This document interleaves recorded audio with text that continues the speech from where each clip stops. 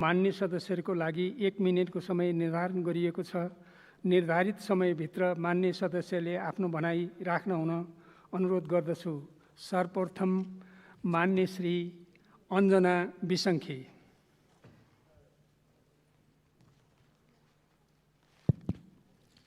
सम्माननीय सभामुख महोदय, नेपालमा कोभिड-19 पहिलोचोटि संक्रमित पत्ता लागेको आजबाट 16 महिना 3 दिन भएछ। पोजिटिभ भएको औसत 5.6% र मृत्यु 1.3% रहेको मन्त्रालयले जनाउँछ।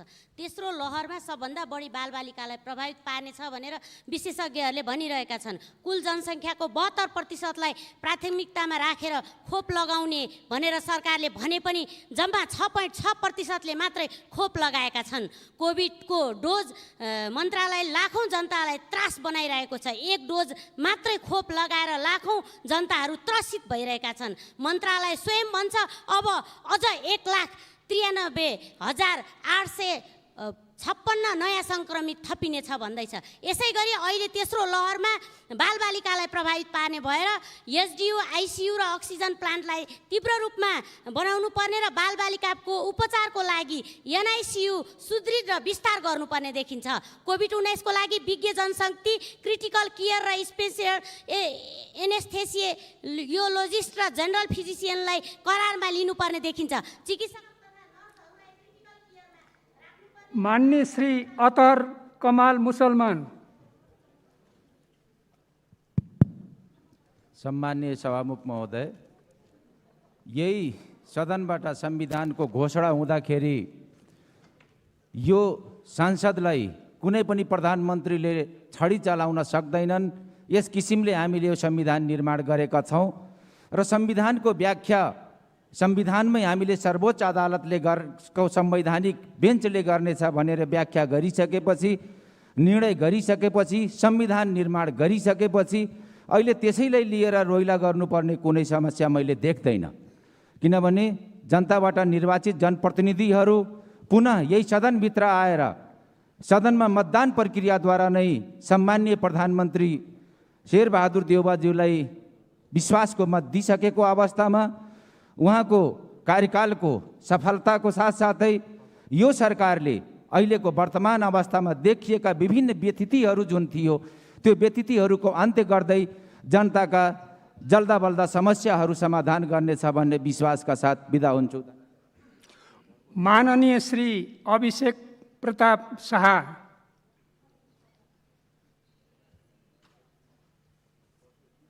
सम्माननीय सभामुख महोदय, अस्ति भर्खर केही दिन अगाडि पूर्व प्रधानमन्त्री आदरणीय व्यक्तित्व बाबुराम भट्टराईजीले एउटा आफ्ना साथीहरूको रिट्विट गर्नुभएको थियो। Faith is dangerous thing, it makes you throw away milk and drink urine भनेर एउटा धर्ममाथि चाहिँ उहाँले प्रहार गर्नुभएको थियो। सभामुख महोदय, हामी यो देश एउटा सेकुलर देश हो। हामी सबै धर्मलाई इज्जत गर्ने र चाहिँ सबै धर्मलाई उत्तिकै सम्मान हुने चाहिँ हाम्रो धारणा हो। र तैपनि उहाँ जस्तो व्यक्तित्व, उहाँ जस्तो पढा लेखा, उहाँ जस्ता बनाउन एउटा सिनियर व्यक्तित्वले त्यस्तो अभिव्यक्ति दिइसकेपछि पुरै नेपालमा खास गरेर हिन्दू धर्मावलम्बीहरू एकदमै आक्रोशित छन्। सभामुख महोदय, यस्तो किसिमको टेका टिप्पणी नआओस्। आइन्दा हुने समयमा म चाहिँ जोरदार माग गर्न चाहन्छु। धन्यवाद। जय नेपाल। माननीय श्री अमृता देवी अग्रहरी।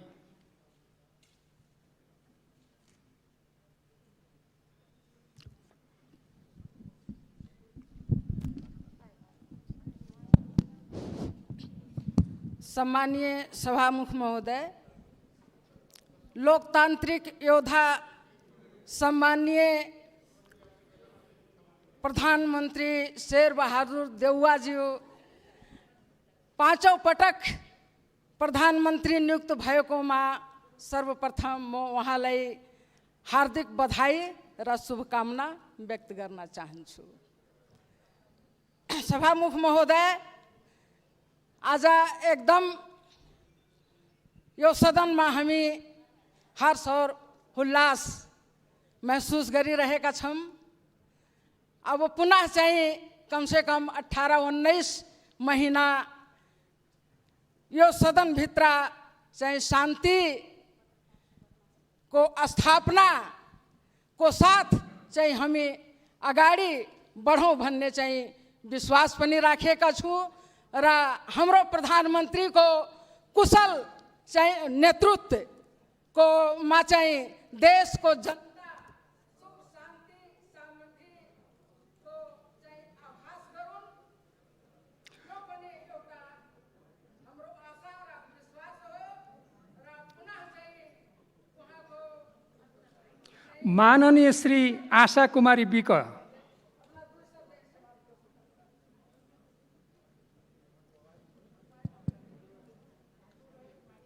सम्माननीय सभामुख महोदय, कोरोना कहरले थलिएको देशको बालबालिका र किशोर किशोरीमा शिक्षामा परेको असरले समाजमा डरलाग्दो समस्या सिर्जना भएको छ। इन्टरनेट प्रयोगकर्ता बढेको छ, यो खुसी हो, तर पब्जी र फ्री फायर जस्तो खेलको लतमा फँसेको उनीहरूमा देखिएको डराउने, झस्कने, जिद्दीपना जस्तो अनौठो बानीले बच्चाहरूको स्वभावले आमा बुवामा परेको तनावको कारण निम्तिने रोगहरूको दृश्य सामान्य लाग्ला, तर पछि गएर मानसिक रोगीको अस्पतालको अभाव हुने सङ्केत देखिएकोले तत्काल सरकारले यो अनलाइन खेलहरू बन्द गरियोस्, नत्र अभिभावक न्याय खोज्दै अदालतको ढोका पुग्ने दिन नआओस् भन्दै सभामुख मार्फत सरकारको ध्यान आकर्षण गर्दछु।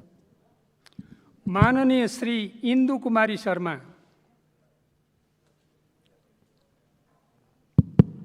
सम्माननीय सभामुख महोदय, नेपालको संविधान 2072 को भाग 2 धारा 10 मा कुनै पनि नेपाली नागरिक नागरिकता प्राप्त गर्ने हकबाट वञ्चित हुने छैन भनिएको छ। नागरिकता प्राप्त गर्ने हरेक जन्मसिद्ध नागरिकको अधिकार हो र यसको सुनिश्चित गर्ने राज्यको दायित्व हो। तर आज लाखौं नागरिक नागरिकता नपाउँदा शिक्षा, स्वास्थ्य, रोजगारी जस्ता संविधान प्रदत्त मौलिक हकबाट वञ्चित भई राज्यविहीन भई पीडादायक जीवन बाँच्न बाध्य भएका छन्। सभामुख महोदय, आफूलाई अनुकूल र सत्ता टिकाइराख्न संसद छलेर चलिरहेको संसद विघटन गरी भोलिपल्ट नै अध्यादेश मार्फत नागरिकता ऐन ल्याउन सक्ने सरकारले हामी सांसदहरूले 3 वर्षदेखि बारम्बार संसदमा नागरिकता ऐन पारित गर्न आवाज उठाउँदा किन सुनवाई गरेन, म प्रश्न गर्न चाहन्छु। सभामुख महोदय, तसर्थ आम जनताको भाग्य र भविष्यसँग खेलबाड गर्न बन्द गरियोस् र राज्य व्यवस्था समितिले 2077 साल असार 9 गते यो सम्मानित सदनमा पेश गरेको नागरिकता ऐन छिटोभन्दा छिटो सर्वसम्मतिले पारित गरियोस् भन्दै सभामुख मार्फत यो गरिमामय संसद र सरकारको ध्यान आकर्षण गराउन चाहन्छु। धन्यवाद।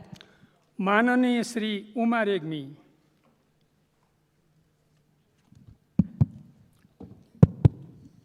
सम्मानीय सभामुख महोदय, सर्वप्रथम म नवनिर्वाचित सम्मानीय प्रधानमन्त्रीज्यूलाई हार्दिक बधाई दिन चाहन्छु, कार्यकालको शुभकामना दिन चाहन्छु। सम्मानीय सभामुख महोदय, यो भौतिक मन्त्रालय अन्तर्गतका साना 50 लाखभन्दा कमीका रोडहरू अहिले असारे बजेटको हिसाबमा लथालिङ्ग र त्यो चाहिने अत्यन्तै दुरुपयोग अवस्थामा छन्। अब हामीले चाहिने कानुन पास गर्दा 50 लाखभन्दा मुनिका योजनाहरू टेन्डरको झन्झट प्रक्रिया नगरिकन उपभोक्ता समितिलाई मात्रै काम गर्न दियौँ भने मात्रै त्यसको सदुपयोग हुन्छ। त्यस कारणले त्यो नियम चाहिने बनोस्। सम्बन्धित निकायको म ध्यान आकर्षण गर्न चाहन्छु। धन्यवाद। माननीय श्री कृष्ण प्रसाद दाहाल। सम्माननीय सभामुख महोदय, यो सरकार आइसकेपछि सुकुम्बासी सिद्धिएको हो कि 11 लाख फाइलहरू तयार भएर बसेका छन्। पूर्जा लिनको निम्ति सुकुम्बासीहरू लालायित छन्। ऐन यसै सदनले, सम्मानित सदनले ऐन बनाएर सुकुम्बासी समस्या समाधान आयोग पनि बनायो भूमि सम्बन्धी समस्या समाधान गर्नको निम्ति। त्यो समस्या समाधान गर्ने आयोग यो सरकार बन्ने बित्तिकै खारिज भएको छ र के यो देशमा सुकुम्बासी पनि अन्त्य भएको हो कि सरकार बन्ने बित्तिकै? त्यसैले त्यो भूमि सम्बन्धी समस्या समाधान आयोगलाई पुनर्जीवित गरियोस्। पूर्जा वितरणको जुन प्रक्रिया छ त्यो प्रक्रियालाई प्रारम्भ गरियोस् र यो देशभरिमा रहेको यो समस्या समाधान गर्नको निम्ति सभामुख महोदय मार्फत म सरकारको ध्यान आकर्षण गर्न चाहन्छु कि ती पीडित जनतालाई अरू नुनचुक छर्ने काम नहोस् र त्यो समस्या समाधानको निम्ति त्यो आयोगको पुनर्जीवन। माननीय श्री कृष्ण बहादुर राई।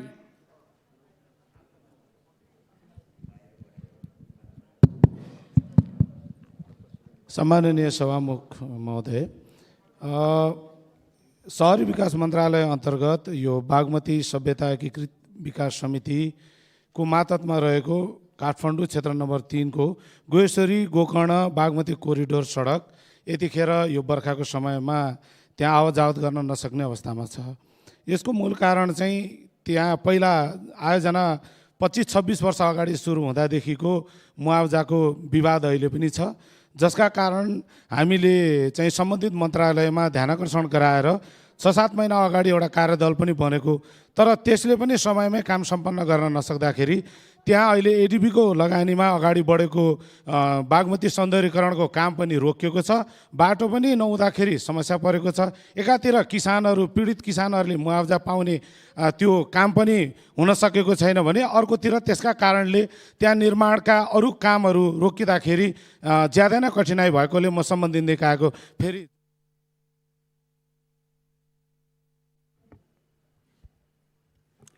माननीय श्री कृष्ण भक्त पोखरेल।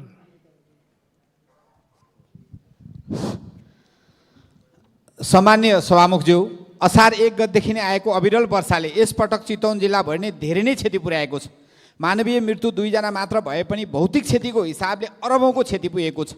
नारायणी, राप्ती, कयर जस्ता खोलाहरूले बस्ती नै उजाड बनाएको छ। 90% चेपाङ समुदायको बस्ने साबिक सिद्धि गाउँपालिका र हाल कालिका नपा वार्ड नम्बर 10 र 11 का 2वटा वार्डको भविष्य मानव जाति बस्नका लागि समेत अयोग्य हुने गरी जोखिमग्रस्त अवस्थामा पुगेको छ। एकातर्फबाट ठाडो खोलाको कटान र अर्कोतर्फबाट पहाडबाट झर्ने पहिरोले पुरै जीवन नै सन्तासमा परेको छ।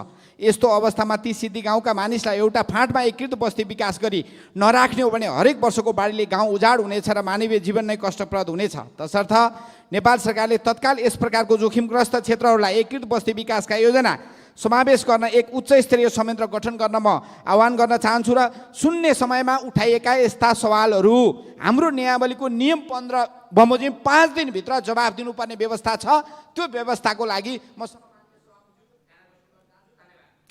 माननीय श्री खगराज अधिकारी।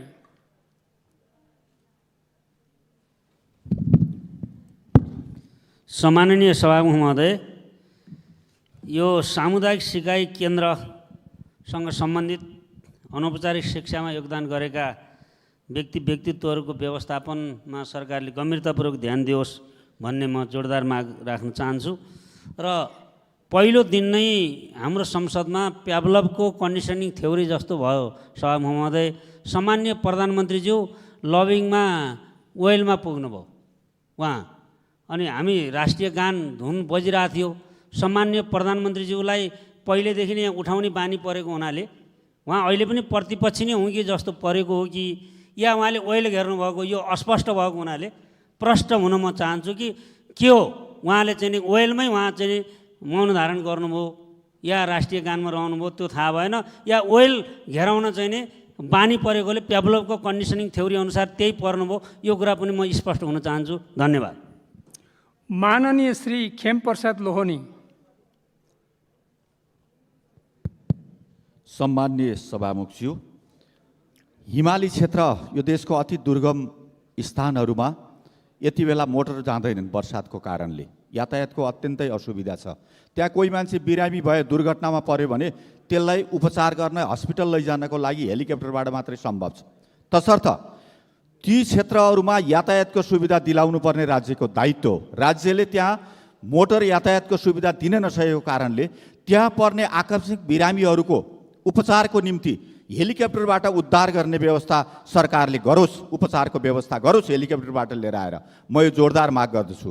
दोस्रो कुरा, अहिले पनि नेपाली जनताहरू कोभिडको खोप पर्खिएर बसिरहेका छन्। कहिलेसम्म सबैले कोभिडको खोप पाउने? प्रधानमन्त्री हुनुभएको पहिलो दिन नै सम्बोधन गर्नुभएको थियो, पहिलो प्राथमिकता खोप खोप खोप हो भनेर उहाँले भन्नुभएको थियो। तर आज स्थिति उस्तै छ। 5 महिनापछि सम्माननीय प्रधानमन्त्रीज्यूले आफूले खोप लगाएको 5 महिनापछि खोप उद्घाटन गर्न खोप केन्द्रहरूमा जानुभएको थियो।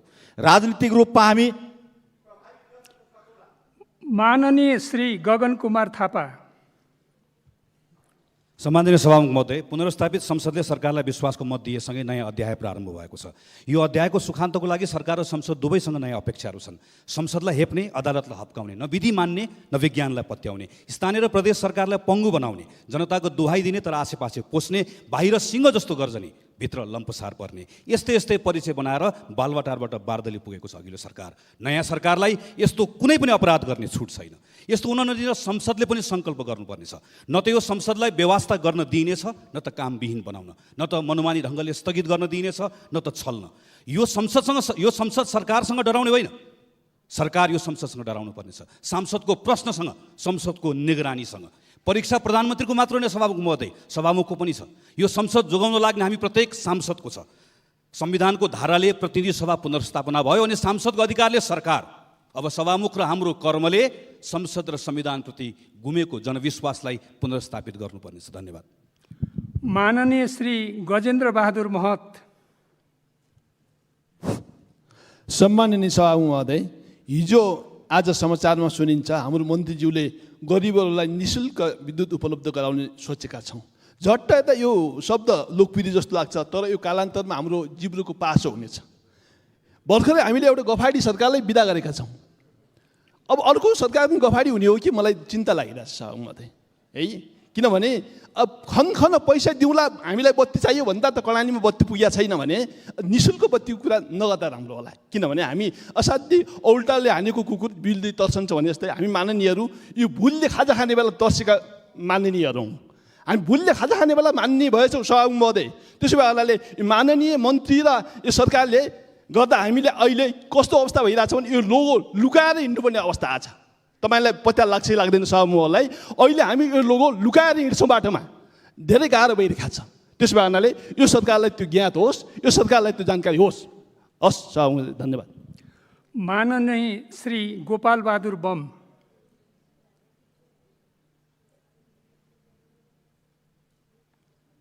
माननीय श्री गोपाल बहादुर बम। सम्माननीय सभामुख महोदय, सर्वप्रथम त नेपालको राष्ट्रिय राजनीति परिवर्तन अनुसार नयाँ सरकार गठन भएको छ।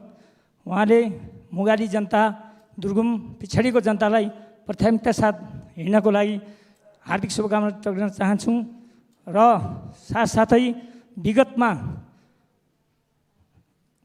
पूर्व सम्माननीय प्रधानमन्त्रीज्यूले गरेका राम्रा कामहरूलाई निरन्तरता दिँदै उहाँहरूले गरेका राष्ट्रियताको विषयमा, राष्ट्रको विषयमा, कोभिडलाई रोकथामका विषयमा र गौरवका आयोजनामा समेत उहाँले चाहिँ ठुलो एउटा चाहिँ लिएको विषयलाई पनि यो सरकारलाई निरन्तरता देओस् भन्ने मेरो हार्दिक शुभकामना छ।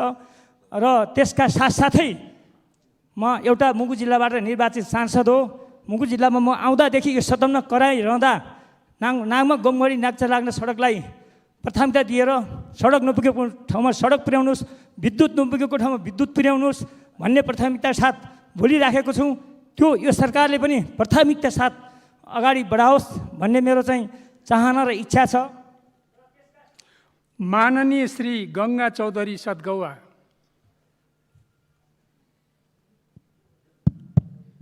सम्माननीय सभामुख महोदय, म थारूकी छोरी, तितो छु, सत्य पनि छु। सभामुख महोदय, लोकतन्त्र भनेको के हो? म लोकतन्त्रको परिभाषा खोज्दैछु। लोकतन्त्र भनेको के बोल्न नपाउने हो र? फरक विचार राख्दैमा निस्केर जा भन्न मिल्छ? एउटा बराबर हैसियतको सांसदलाई निस्केर जा भन्ने, त्यहाँ त सबैको एउटै हैसियत होइन र? अन्तर्राष्ट्रिय सम्बन्ध समितिमा अधिनायकवादी चरित्र प्रदर्शन भयो, संविधानले दिएको मौलिक हक हनन भएको छ, वाक स्वतन्त्रतामाथि गम्भीर आघात पुगेको छ। हामीले सङ्घर्ष गरेर ल्याएको लोकतन्त्र यस्तो हुन सक्दैन। 10 गते समितिभित्र भएको घटनालाई समस्त थारू समुदायको अपमान भएका रूपमा लिन सकिन्छ।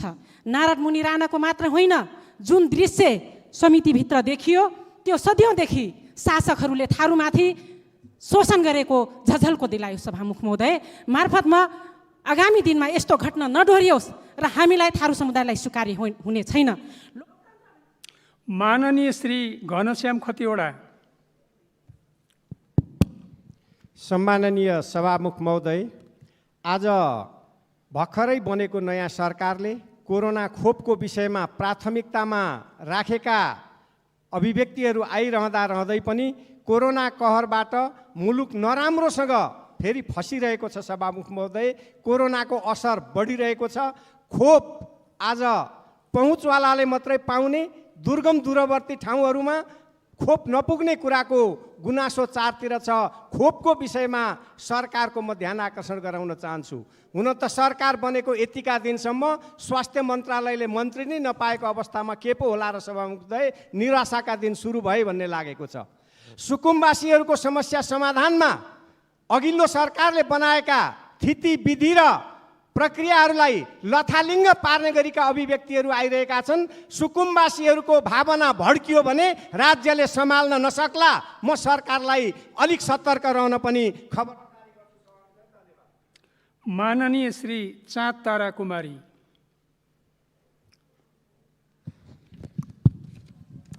सम्माननीय सभामुख महोदय, सर्वप्रथम म दलीय गठबन्धनको प्रयास तथा सर्वोच्च अदालतका सम्माननीय प्रधान न्यायाधीश र माननीय न्यायाधीशज्यूहरूलाई विशेष धन्यवाद दिँदै सांसदलाई पुनर्जन्म दिँदै प्रतिगमन परास्त गरी संविधानको रक्षा गरेका छन्, जुन महत्त्वपूर्ण कार्य हो। मुस्लिम समुदायको धार्मिक बिदा जो पहिलेका सरकारले कटौती गरेको थियो, यस सरकारले बकरिदको बिदा दिएको छ। यसर्थ म समुदायको तर्फबाट मुरी धन्यवाद दिन चाहन्छु। नागरिकता बिना धेरै बालबालिका अल्पत्र परि ल्यान्डलेस भएका छन्। यो ठुलो चिन्ताको विषय हो। नेपालले बालबालिका सम्बन्धी महासन्धिमा पनि हस्ताक्षर गरेको छ, जसमा प्रष्ट भनिएको छ कुनै पनि बालबालिका ल्यान्डलेस हुनु हुँदैन। यसर्थ नेपाल नागरिकता ऐनको धारा 11, उपधारा 3 र 5 मा गर्नुपर्ने आवश्यक संशोधन छिटै गरी पारित गर्न म अनुरोध गर्दछु। कमला नदीमा आएको बाढीले 1 किलोमिटर कटान गरेको छ। यसतर्फ ध्यान नदिएको खण्डमा ठुलो जनधनको क्षति हुने सम्भावना देखिएको हुनाले यस प्रति म गम्भीर ध्यान आकर्षण गराउन चाहन्छु। धन्यवाद। माननीय श्री चूडामणि खड्का। सम्माननीय सभामुख महोदय, सर्वप्रथम त यस सदनबाट अत्याधिक बहुमतबाट निर्वाचित सम्माननीय शेरबहादुर देउवाको सरकारलाई म सफलताको शुभकामना व्यक्त गर्न चाहन्छु। दोस्रो विषयवस्तु, मनसुन सुरुवात भइसकेपछि गोर्खा जिल्लामा भीषण वर्षातले चाहिँ करोडौँको क्षति र दर्जनौँको जनधनको क्षति भएको छ। यसलाई सम्बोधन गर्नको निम्ति सरकारले अरू जिल्लामा एउटा प्याकेज प्रोग्राम ल्याओस् र त्यसले मात्र सम्बोधन हुन्छ भन्ने लागेको छ। हस्त, धन्यवाद। माननीय श्री जयकुमार राई।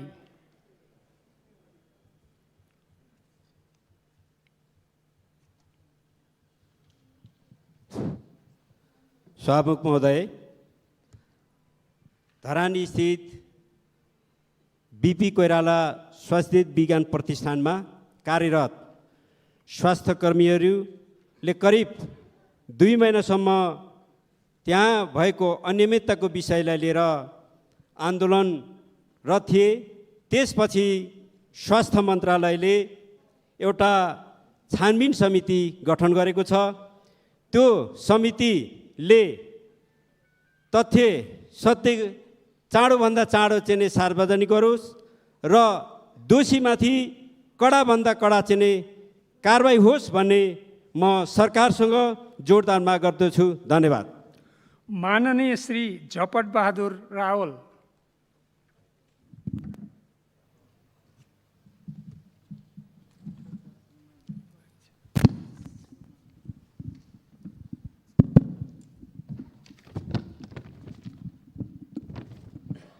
सम्माननीय सभामुख महोदय, एक कार्यकालमा 3 पटक प्रतिनिधि सभाको सदस्य हुनु पाएकोमा म सम्पूर्ण मान्यज्यूलाई हार्दिक बधाई दिन चाहन्छु।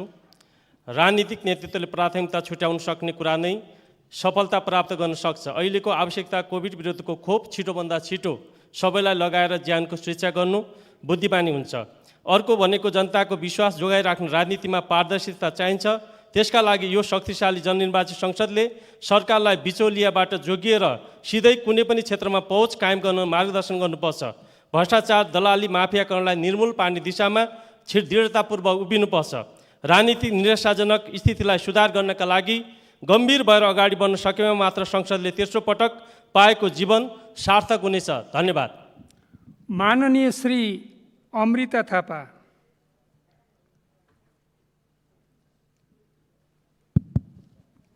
सम्माननीय सभामुख महोदय, सर्वप्रथम दोस्रो पटक विघटित भएर पुनर्स्थापित 8औं अधिवेशनको चौथो बैठकमा सर्वोच्च अदालतको निर्णयलाई स्वागत गर्दै सम्पूर्ण माननीय सदस्यहरू, सचिवालयका साथीहरू र आम जनसमुदायमा हार्दिक बधाई तथा शुभकामना व्यक्त गर्दछु।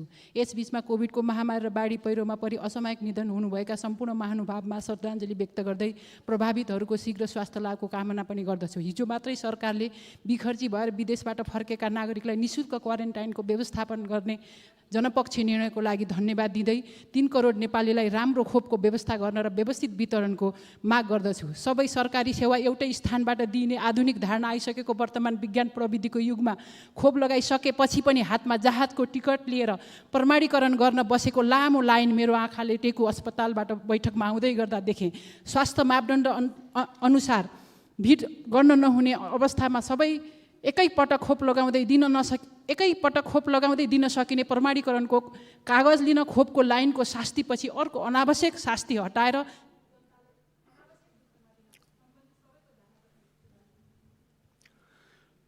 मान्य सदस्यहरू, विशेष समयमा बोल्नका लागि दलीय आधारमा मान्य सदस्यहरूको नाम प्राप्त हुन आएको छ। म उहाँहरूलाई बोल्न समय दिन्छु। सर्वप्रथम मान्य श्री पदम गिरी, समय 5 मिनट।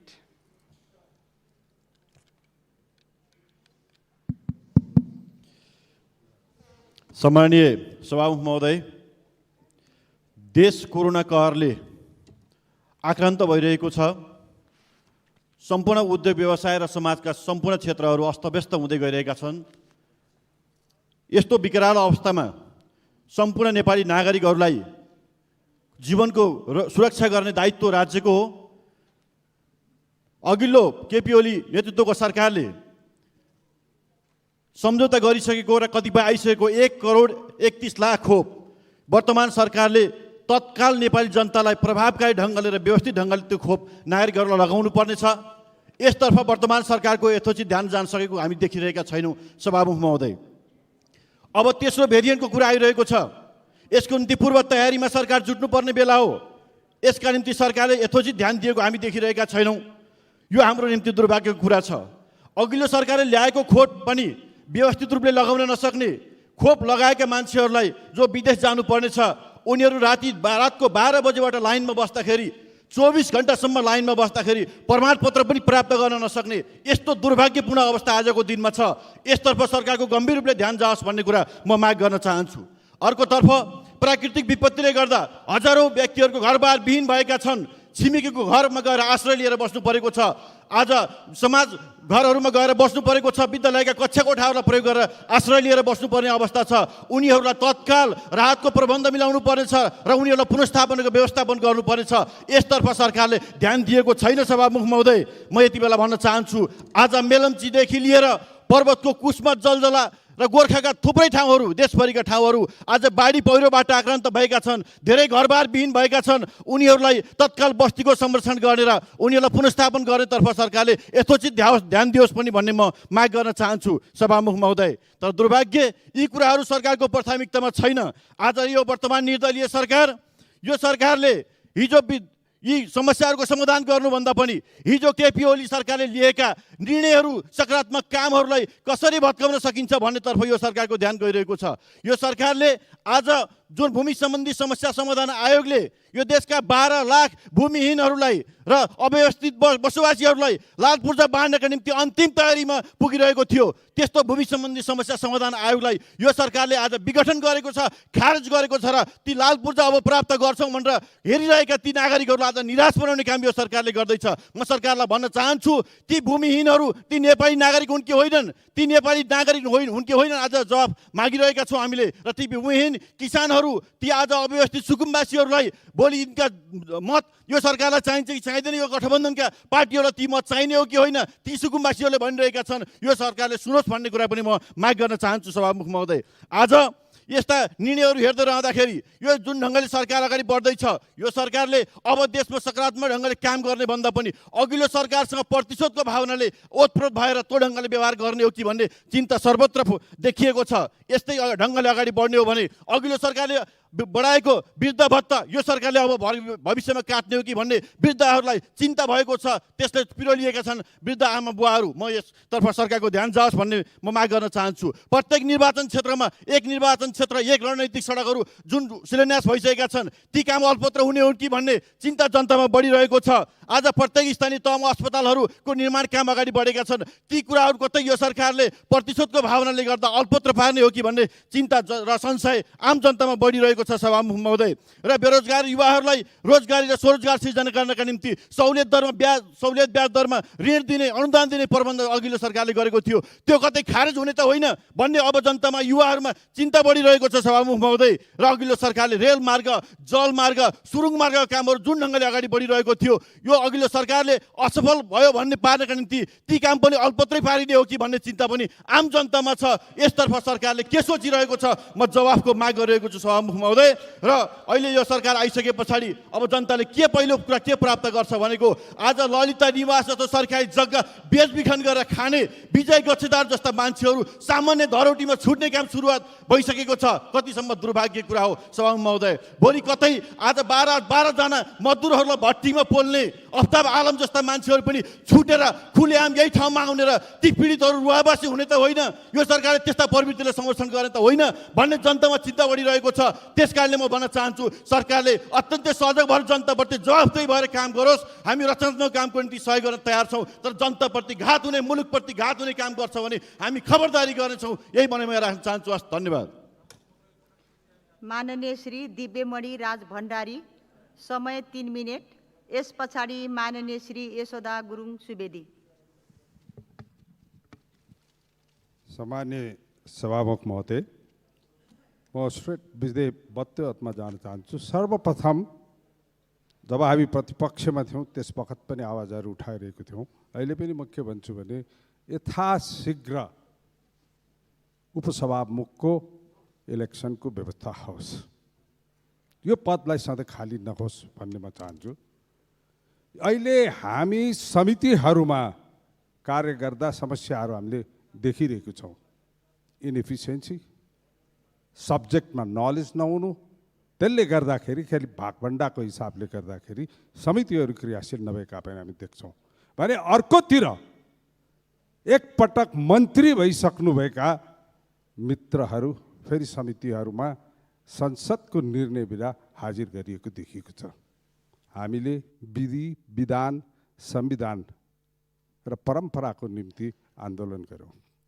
हामीले विधि हुनुपर्छ भन्यो, अहिले कसैको एक व्यक्तिको चाहनाले मात्र यस्तो स्थिति नहोस्। परम्परागत जुन जहाँ समितिमा पठाउनु पर्ने हो मन्त्रीजीहरू भूतपूर्व मन्त्रीहरूलाई त्यो अनुसार चाहिँ गरियोस्।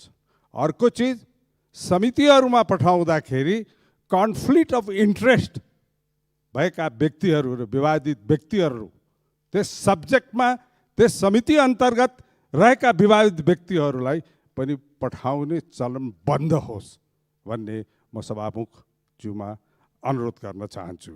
अब कुरा गरौँ, हामीले बहुत मुस्किलसँग संसद पुनर्स्थापनाको निम्ति पर्यो, तर संसद हामी हप्ता दिन 10 दिन ग्याप गरेर कार्य गर्दा खोइ बिजनेस। जनताले के भन्छ, उनीहरूले तिरेको तिरो करबाट हामी संसद चलाइरहेको छौँ, सांसदले चाहिँ भोजन गरिरहेको छौँ, तर उनीहरूको निम्ति हामीले के दिन सक्यौँ? यतिका थुप्रो विधेयकहरू त्यसै परिरहेको छ, सम्झौताहरू त्यसै परिरहेको छ, समितिहरूमा विधेयकको छलफल हुन सकेको छैन भनिसकेपछि हामी के को निम्ति, सांसदको निम्ति, हामी यो पुनर्स्थापनाको निम्ति हामी किन लड्यौँ? यदि हामी बिजनेस दिनु सक्दैनौँ, काम दिनु सक्दैनौँ भने हामी के को निम्ति लड्यौँ? तसर्थ समय समयमा हर दिन संसद चलोस्, सांसदहरूलाई क्रियाशील गर्न सकौँ र हामीले आफ्नो कर्तव्य पुरा गर्न सकौँ भन्ने म चाहन्छु। सभामुख महोदय, अहिले व्यवसायीहरूको बारेमा ठुलो चर्चा भइरहेको छ। संविधानले व्यवसायीहरूलाई सांसद बन्न दिएको छ, तर अहिले मन्त्री बनेका र हिजो मन्त्री बनेका व्यवसायीहरूको बारेमा टिक्का टिप्पणीहरू आएको हुनाले यो बारे पनि को चाहिँ बन्नु सक्छ, को बन्नु सक्दैन, कानुन र नियम बनोस्। म के चाहन्छु भनेदेखि यथाशीघ्र यो संसदले नियम कानुन बनिकन त्यो नियम कानुन अनुसार चाहिँ अगाडि चलोस्। आज यस संसदमा सभामुख मार्फत न्याय कानुन मन्त्री यहीँ हुनुहुन्छ, यसलाई ढिलो नगरौँ, पार्टीको नियम बनाउन ढिलो गरे जस्तो यहाँ ढिलो नगरौँ, यथाशीघ्र कार्य गरौँ, त्यो अगाडि सढौँ। त्यसले गर्दाखेरि हामी अगाडि बढ्न सक्छौँ र हामी काम गर्न सक्छौँ। कोभिडको बारेमा धेरै कुराहरू आयो, म पुनः कोभिडको बारेमा यस संसदमा अनुरोध गर्न चाहन्छु, सर्वदलीय समिति बनोस्। हिजो के काम भएको थियो र यो सरकार आउने बित्तिकै कति काम गर्यो प्रष्टसँग देखिन्छ। एउटा सर्वदलीय समिति बसोस्, त्यहाँ छलफल गरौँ, किन जनतामा सेवा दिन सकौँ हामीले।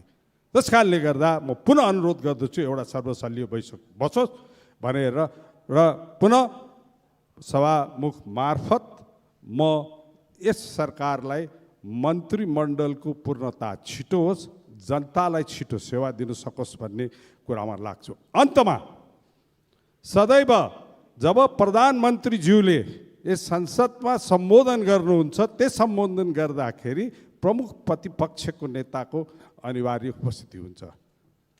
हामीले विगतमा देखेनौँ, तसर्थ म प्रतिपक्षका नेताहरू, प्रतिपक्षका सांसदज्यूहरूलाई यो व्यवस्था मिलाउनुको निम्ति विशेष अनुरोध गर्दछु।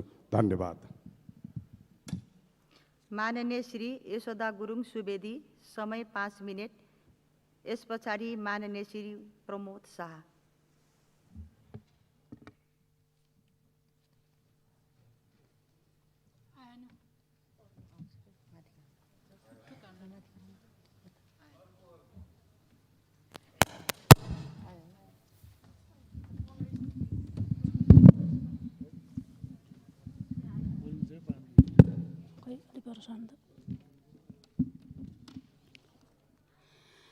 सम्माननीय सभामुखज्यू, हिमाल पारीको सुन्दर जिल्ला मनाङ अहिले अस्मिता लुटिएकी चेली जस्तो भएको छ।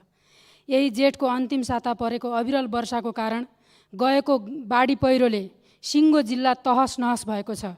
जिल्लाका 4वटै गाउँपालिका सङ्कटग्रस्त बनेका छन्, अरबौँको क्षति भएको छ। जिल्लाको एकमात्र लाइफलाइन बेसी सहर चामे खाङसार सडक 100 किलोमिटर सडक बाढी र पहिरोले 70% क्षतिग्रस्त भएको छ। सिङ्गो मनाङ जिल्ला सडक सम्पर्कबाट विच्छेद भएको छ।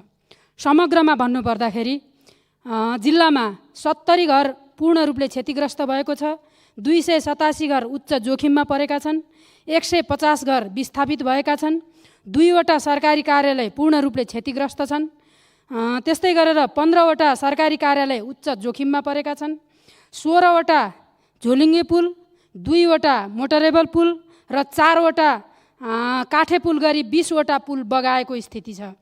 2वटा उच्च मावि, 1 मावि र 1 प्रावि क्षतिग्रस्त भएको छ। नासोङ गाउँपालिकाको अस्पताल उच्च जोखिममा परेको छ। 5वटा लघु जलविद्युत क्षतिग्रस्त भएका छन्। जिल्लामा बिजुलीको सङ्कट परेको छ। यति बेला सरकारले जिल्लालाई विपद सङ्कटग्रस्त क्षेत्र घोषणा गरेको छ। यसको लागि म सरकारलाई धन्यवाद दिन चाहन्छु।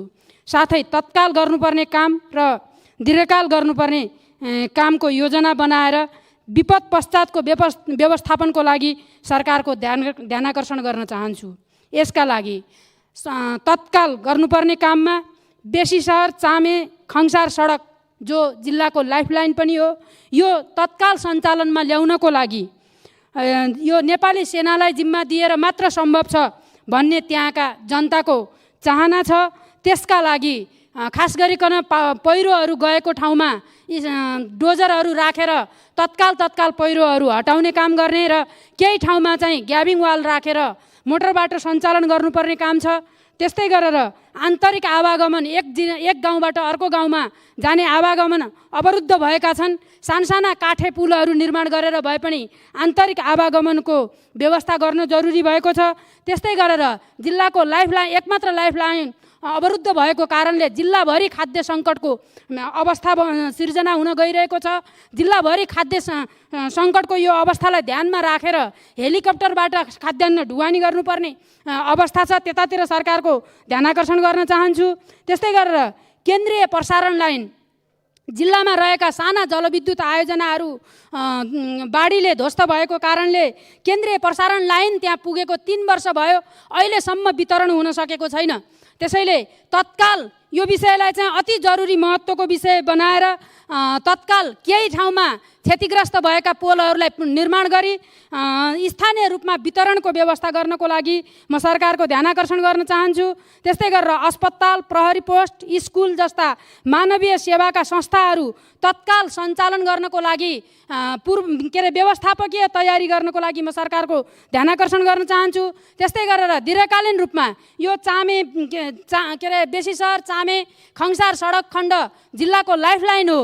यो लाइफलाइनलाई दीर्घकालीन रूपमा चाहिँ अवरुद्ध नहुने गरेर सञ्चालन गर्नको लागि यसको चाहिँ यो एलाइनमेन्ट नै चेन्ज गर्न पर्ने अवस्था सिर्जना भएको छ।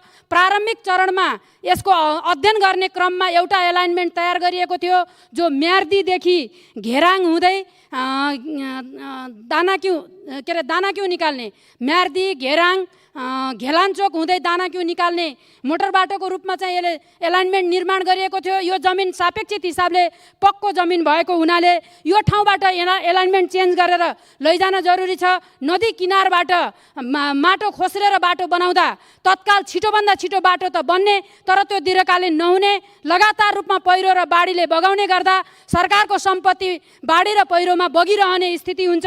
तसर्थ एलाइनमेन्ट चेन्ज गर्नको लागि मैले सरकारको ध्यान आकर्षण गर्न चाहन्छु। त्यस्तै गरेर बाढी पीडित बेघरबार नागरिकहरू अहिले सुकुम्बासी बनेका छन्। उनीहरूको लागि पुनर्वासको व्यवस्था गर्नको लागि म सरकारको ध्यान आकर्षण गर्न चाहन्छु। त्यस्तै ताल, धारापानी, थोचे लगायतका नदी किनारका जोखिमपूर्ण बस्तीहरू स्थानान्तरणको लागि सरकारको ध्यान जाओस् म माग गर्न चाहन्छु। त्यस्तै गरेर मर्स्याङ्दी नदी नियन्त्रणको तटबन्ध र जलाधार क्षेत्र निर्माण गर्नको लागि म माग गर्न चाहन्छु। व्यवसाय गुमेर बेरोजगार बनेका नागरिकहरूको रोजगारीको व्यवस्था गर्न म चाहन्छु। त्यहाँ थुप्रै होटलहरू सञ्चालन गरेर त्यो एउटा पर्यटकीय क्षेत्र भएको हुनाले जति घरहरू बगेका छन् सबै होटल घरहरू बगेको स्थिति छ। त्यसैले थुप्रो नागरिकहरू, कैयौँ नागरिकहरू बेरोजगार समेत बनेका छन् र यी नागरिकहरूको रोजगारीको व्यवस्था समेत गर्नको लागि म सरकारको ध्यान आकर्षण गर्न चाहन्छु। धन्यवाद।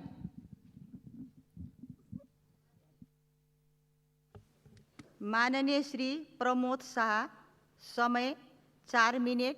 यस पछाडि माननीय श्री प्रेम सुवाल।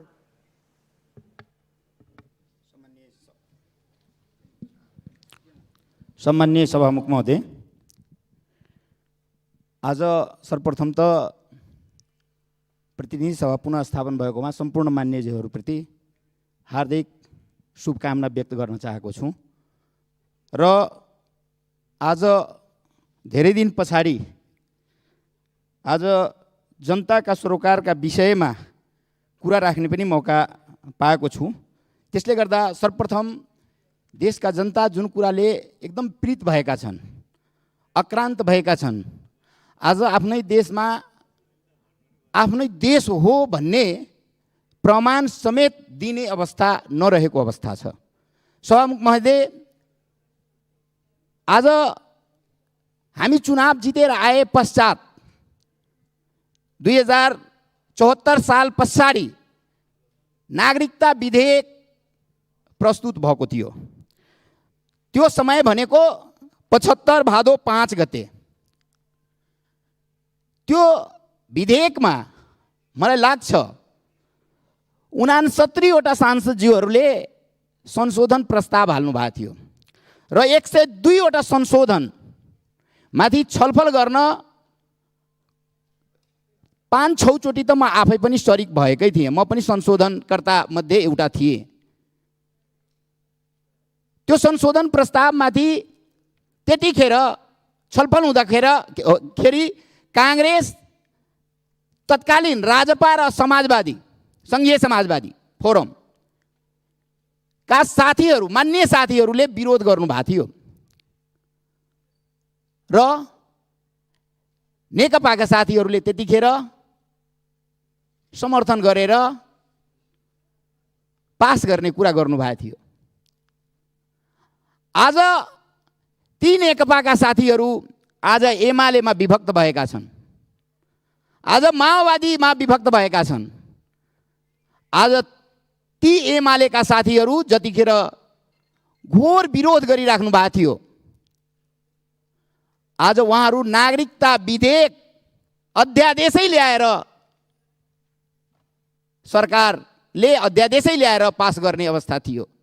सभामुख महोदय, आज करिब 15 वर्ष जन्मको आधारमा नागरिकता पाएको नागरिकको सन्तानले कहिले यो देशको नागरिक हुने? सभामुख महोदय, आज त्यो 31 वर्षको पुग्या छ, तर आफ्नो पहिचान खोजिरहेको अवस्था छ, आफ्नो सम्मान खोजिरहेको अवस्था छ, आफ्नो अधिकार खोजिरहेको अवस्था छ।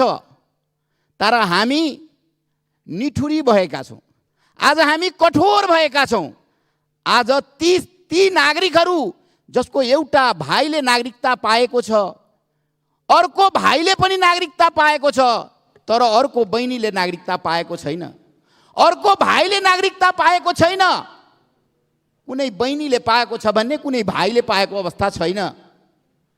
हामी यति गैर जिम्मेवारी पूर्ण हामी अवस्थामा पुगेका छौँ कि आफ्नै देशको 1,90,000 जति व्यक्तिले नागरिकता पाएको सन्तानको छोराछोरीलाई हामीले नागरिकता नदिने, के त्यसलाई गैर नागरिक बनाएर राख्ने, एउटा ठुलो प्रश्न उब्जिएको छ। सभामुख महोदय, आज हामीले सोच्नुपर्ने अवस्था छ। अर्को कुरो, अब यो अवस्थामा अहिले यो एउटा अरू पनि वैवाहिक अङ्गीकृतको कुरा छ। मैले बारम्बार उठाएको छु, वैवाहिक अङ्गीकृतको लागि 7 वर्षको प्रावधान राखेको छ र हाम्रा मान्यजीहरूले धेरै लजिक पनि दिने गर्नुभएको हुन्छ। जतिखेर पनि भारतमा 7 वर्षको प्रावधान छ, त्यसले गर्दा यहाँ पनि राख्नुपर्छ। मैले कतिचोटि सुने हौँ, भारतमा नागरिकताको कुनै भ्यालु नै छैन, नागरिकता भन्ने कुरो त्यहाँ छँदै छैन, कसैले प्रयोगै गरेको छैन नागरिकता।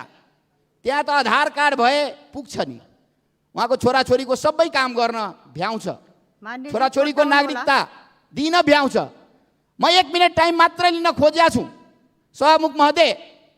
त्यसैले गर्दा 7 वर्ष पछाडि जो केटीसँग बिहे गरेर यहाँ ल्याउँछ, के त्यो 7 वर्ष पछाडि त्यसमा शुद्धपना कसरी हुन्छ? त्यो कसरी शुद्ध भाव हुन्छ? राष्ट्रवादी चरित्र उसको कसरी भइहाल्छ 7 वर्ष पछाडि? त्यो प्रावधान यदि गर्ने हो भने सदाको लागि विदेशी केटीसँग विवाह नगर्ने गरी प्रावधान ल्याइदिनु पर्यो सभामुख महोदय। यो ढकोसला गरेर काम छैन। र अब नागरिकलाई यो देशमा जसले नागरिकता पाइसकेछ उहाँको सन्तानलाई नागरिकता चाहिएको छ। हामीले तुरुन्तै अब सबै सर्वसम्मतिबाट गर्ने अवस्था छ। अब एमाले पनि विरोध गर्ने अवस्थामा छैन, किनभने अध्यादेशैबाट नागरिकता दिने कुरो गर्नुभएको थियो। अब मेरो आग्रह छ सबैजना सर्वसम्मतले नागरिकता जो सहज रूपमा, जो संवैधानिक हो, संविधानको धारा 10 को 1 मा यो देशको कुनै पनि नागरिक गैर नागरिक भएर बस्ने अवस्था छैन भनेर उल्लेख गरेको छ सभामुख महोदय। संविधानलाई हामी मान्ने कि नमान्ने, संविधानमा भएका कुरा हामी उल्लेख गर्ने कि नगर्ने, संविधानले दिएको अधिकारलाई हामी लिपिबद्ध गरेर कानुन बनाउने कि नबनाउने, यो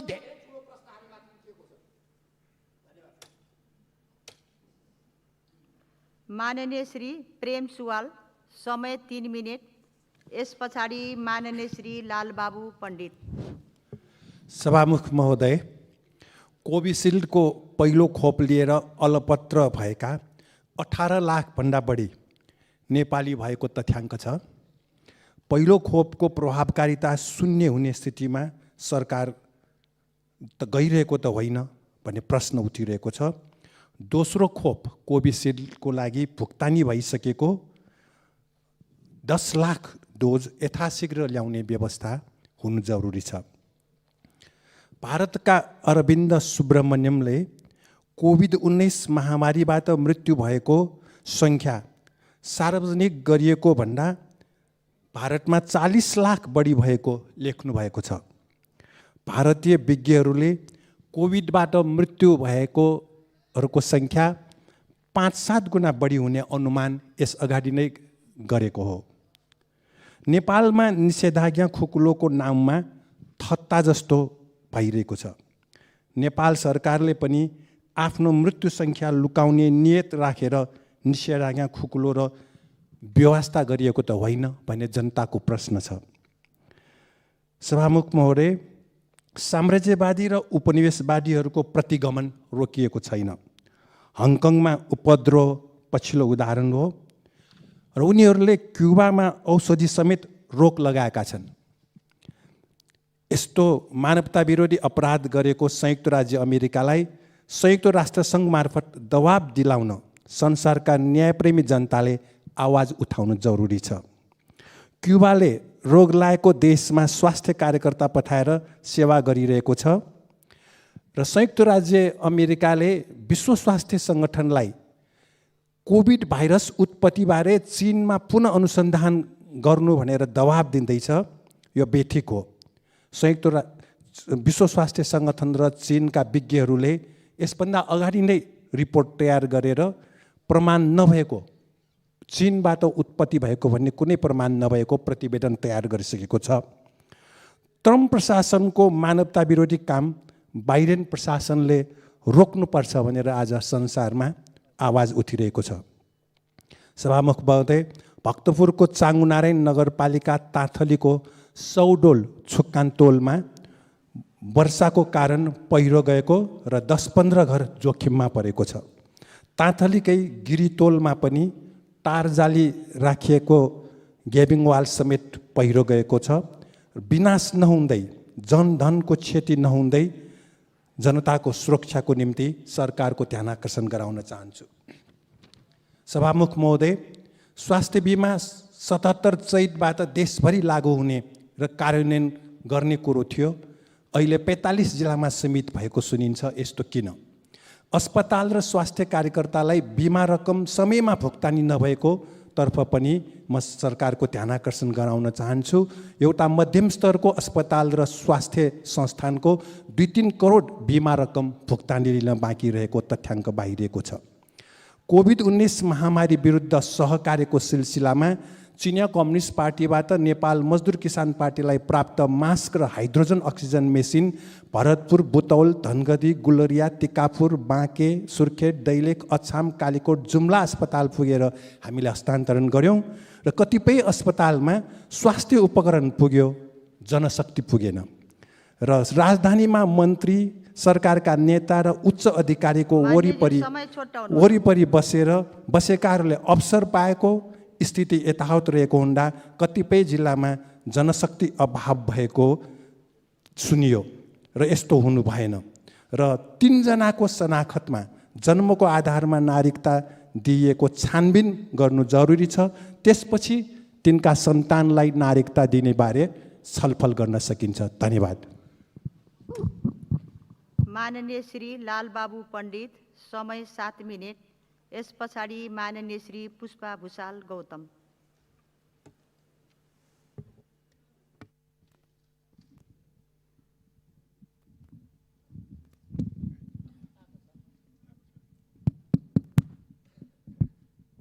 सम्मान्य सभामुख महोदय,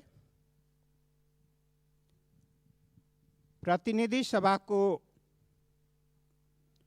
बैठकमा हामीले देशमा उठेका निर्णय भएका, चाहे त्यो निर्णय कार्यपालिकाले गरेको होस् या त्यो निर्णय व्यवस्थापिकाले गरेको होस् या त्यो निर्णय न्यायपालिकाले गरेको होस्, सबै निर्णयमाथि जनताको छलफल गर्ने अधिकार हुन्छ र त्यो निर्णय मान्नुपर्ने ठाउँमा मान्नुपर्छ, कार्यान्वयन हुने ठाउँमा कार्यान्वयन हुन्छ। तर लोकतन्त्रमा कुनै पनि निर्णय छलफल हुँदैन, मत अभिमत हुँदैन, व्यक्त गर्न पाइँदैन र व्यक्त गरियो भने त्यो गलत हुन्छ, अपराध हुन्छ भने यदि कसैको बुझाइ हो भने म ती बुझ्नेलाई लोकतन्त्रवादी मान्दिन। लोकतन्त्रको मान्यता बुझ्नुभएछ भने म ठान्दिनँ। त्यसै कारणले गर्दा अहिले संसदीय प्रणालीभित्र, लोकतान्त्रिक प्रणालीभित्र तर सर्वोच्च अदालतको निर्णयबाट दलको कुरा त्यागेर निर्दलीय प्रधानमन्त्री बन्नुभएकोमा म सम्माननीय प्रधानमन्त्रीज्यूलाई, शेरबहादुर देउपाज्यूलाई बधाई दिन चाहन्छु। अर्कोतर्फ म भन्न चाहन्छु, यो मन्त्रीमण्डलले देश र जनताको हितमा काम गर्छ कि गर्दैन त्यो चाहिँ हामी हेर्छौँ। तर कस्तो मन्त्रीहरू नियुक्त हुन्छन् र जनताको पक्षमा कस्तो काम हुन्छ भने जनताले हेरिरहेको हुन्छ। मात्र निजी क्षेत्रसँग, निजी क्षेत्रमा सफलता प्राप्त गरेको आधारमा देशले नै सफलता प्राप्त गर्छ भन्ने ठान्ने हो भने हाम्रो देशको अर्थनीति, 3 खम्बे अर्थनीति, सार्वजनिक, निजी र सरकारी जुन छ त्योसँग जोडिएर हो भने जनताले प्रश्न उठाउँछन्।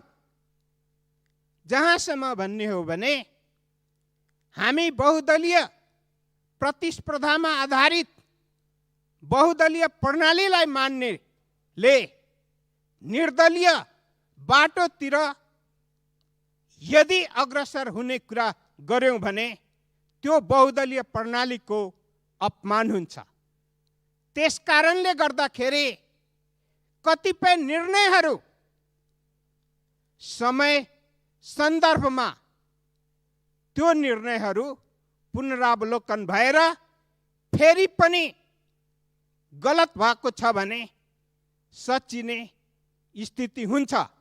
तर अहिले जुन बाटोबाट सरकार बनेको छ, जुन बाटोबाट प्रधानमन्त्री नियुक्त हुनुभएको छ, त्यो बाटो नेपालको घर घरमा छलफलको विषयवस्तु बनेको छ। हरेक राजनीतिक पार्टीभित्र छलफलको विषयवस्तु बनेको छ र यो मुद्दा नेपालमा मात्र होइन कि अन्तर्राष्ट्रिय रूपमा पनि अरू देशले पनि नेपालको अनुभवबाट सिक्छन् या नेपाललाई औँलो ठड्याउँछन्। यो जसरी नेपालको हरेक निर्णयहरू हुँदा अन्तर्राष्ट्रिय अनुभवहरू पनि छलफल हुने गर्छन्, त्यसरी नै नेपालका अनुभवहरू अरू देशमा पनि छलफल हुने गर्छ। त्यसकारणले गर्दाखेरि ठीक र बेठिक अब भविष्यको दिशाले निर्धारण गर्नेछ। निर्णय मान्ने कुरामा कुनै दुई मत छैन। अर्कोतर्फ म भन्न चाहन्छु, जनताको चाहना, भावना र आफूले गरिएको प्रतिबद्धतालाई पुरा गर्नको निम्ति सरकार तयार हुनुपर्छ। म सम्झिन्छु 2051 सालमा तत्कालीन प्रधानमन्त्री मनमोहन अधिकारीको समयमा सुकुम्बासी आयोगले काम गरेको जुन विषय थियो, जनतालाई, सुकुम्बासीलाई पूर्जा बाँड्ने काम गरेको थियो। त्यसपछि अहिलेको वर्तमान प्रधानमन्त्री शेरबहादुर देउपाजी आएपछि पहिलो निर्णय सुकुम्बासी आयोगलाई खारिज गर्ने र गरिब सुकुम्बासीको चाहनालाई लाथान्ने काम भएको थियो। अहिले फेरि पनि सुकुम्बासी समस्यासँग जोडिएर भूमि आयोगले जुन काम गरिरहेको छ त्यो आयोगलाई नै समाप्त गर्ने गरिकन संविधान सम्मत कानुन सम्मत काम गरिएकोलाई पनि यदि बाधा अवरोध पुर्याउने विघटन गर्ने हो भने बुझ्नुपर्छ कि गरिबको हितमा यो सरकारले काम सुरु गरेको छैन र धनीको हितमा र निजी क्षेत्रको हितमा मात्र काम गर्ने बाटोतिर अगाडि बढेको छ भने बुझ्नुपर्छ। अर्कोतर्फ म भन्न चाहन्छु, नेकपा एमालेको सरकारले नेपाली सम्पूर्ण नागरिकलाई नागरिकताको प्रमाणपत्र दिने विधेयक ल्यायो, कहिले अध्यादेश ल्यायो र कहिले निर्णय गरेर अगाडि बढ्यो, तर अवरोध पैदा हुँदै गयो। म चाहन्छु कि नागरिकता विधेयक छिटो पारित होस् र नागरिकता नेपाली जनताले सहज रूपले प्राप्त गरून्। त्यस्तै निजामती प्रशासनलाई सुदृढ गर्नको निम्ति निजामती विधेयक जुन संसदमा छ त्यो पनि छिटो पारित होस् भन्ने म चाहन्छु। कोरोना कोरोना भनेरै सामान्य प्रधानमन्त्रीज्यू आउनुभएको छ, तेस्रो लहर सुरु हुँदैछ। त्यस कारणले कोरोनाको मारबाट जनतालाई बचाउने कामतर्फ पनि केन्द्रित हुनुहोस् भन्ने चाहन्छु।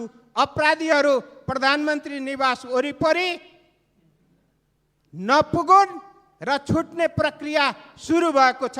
त्यतातिर सरकारले यदि अपराधीलाई छुट दिने स्थितितर्फ जाने हो र अपराध मौलाउने स्थिति भयो भने फेरि पनि लोकतन्त्रलाई गिजाउने छ।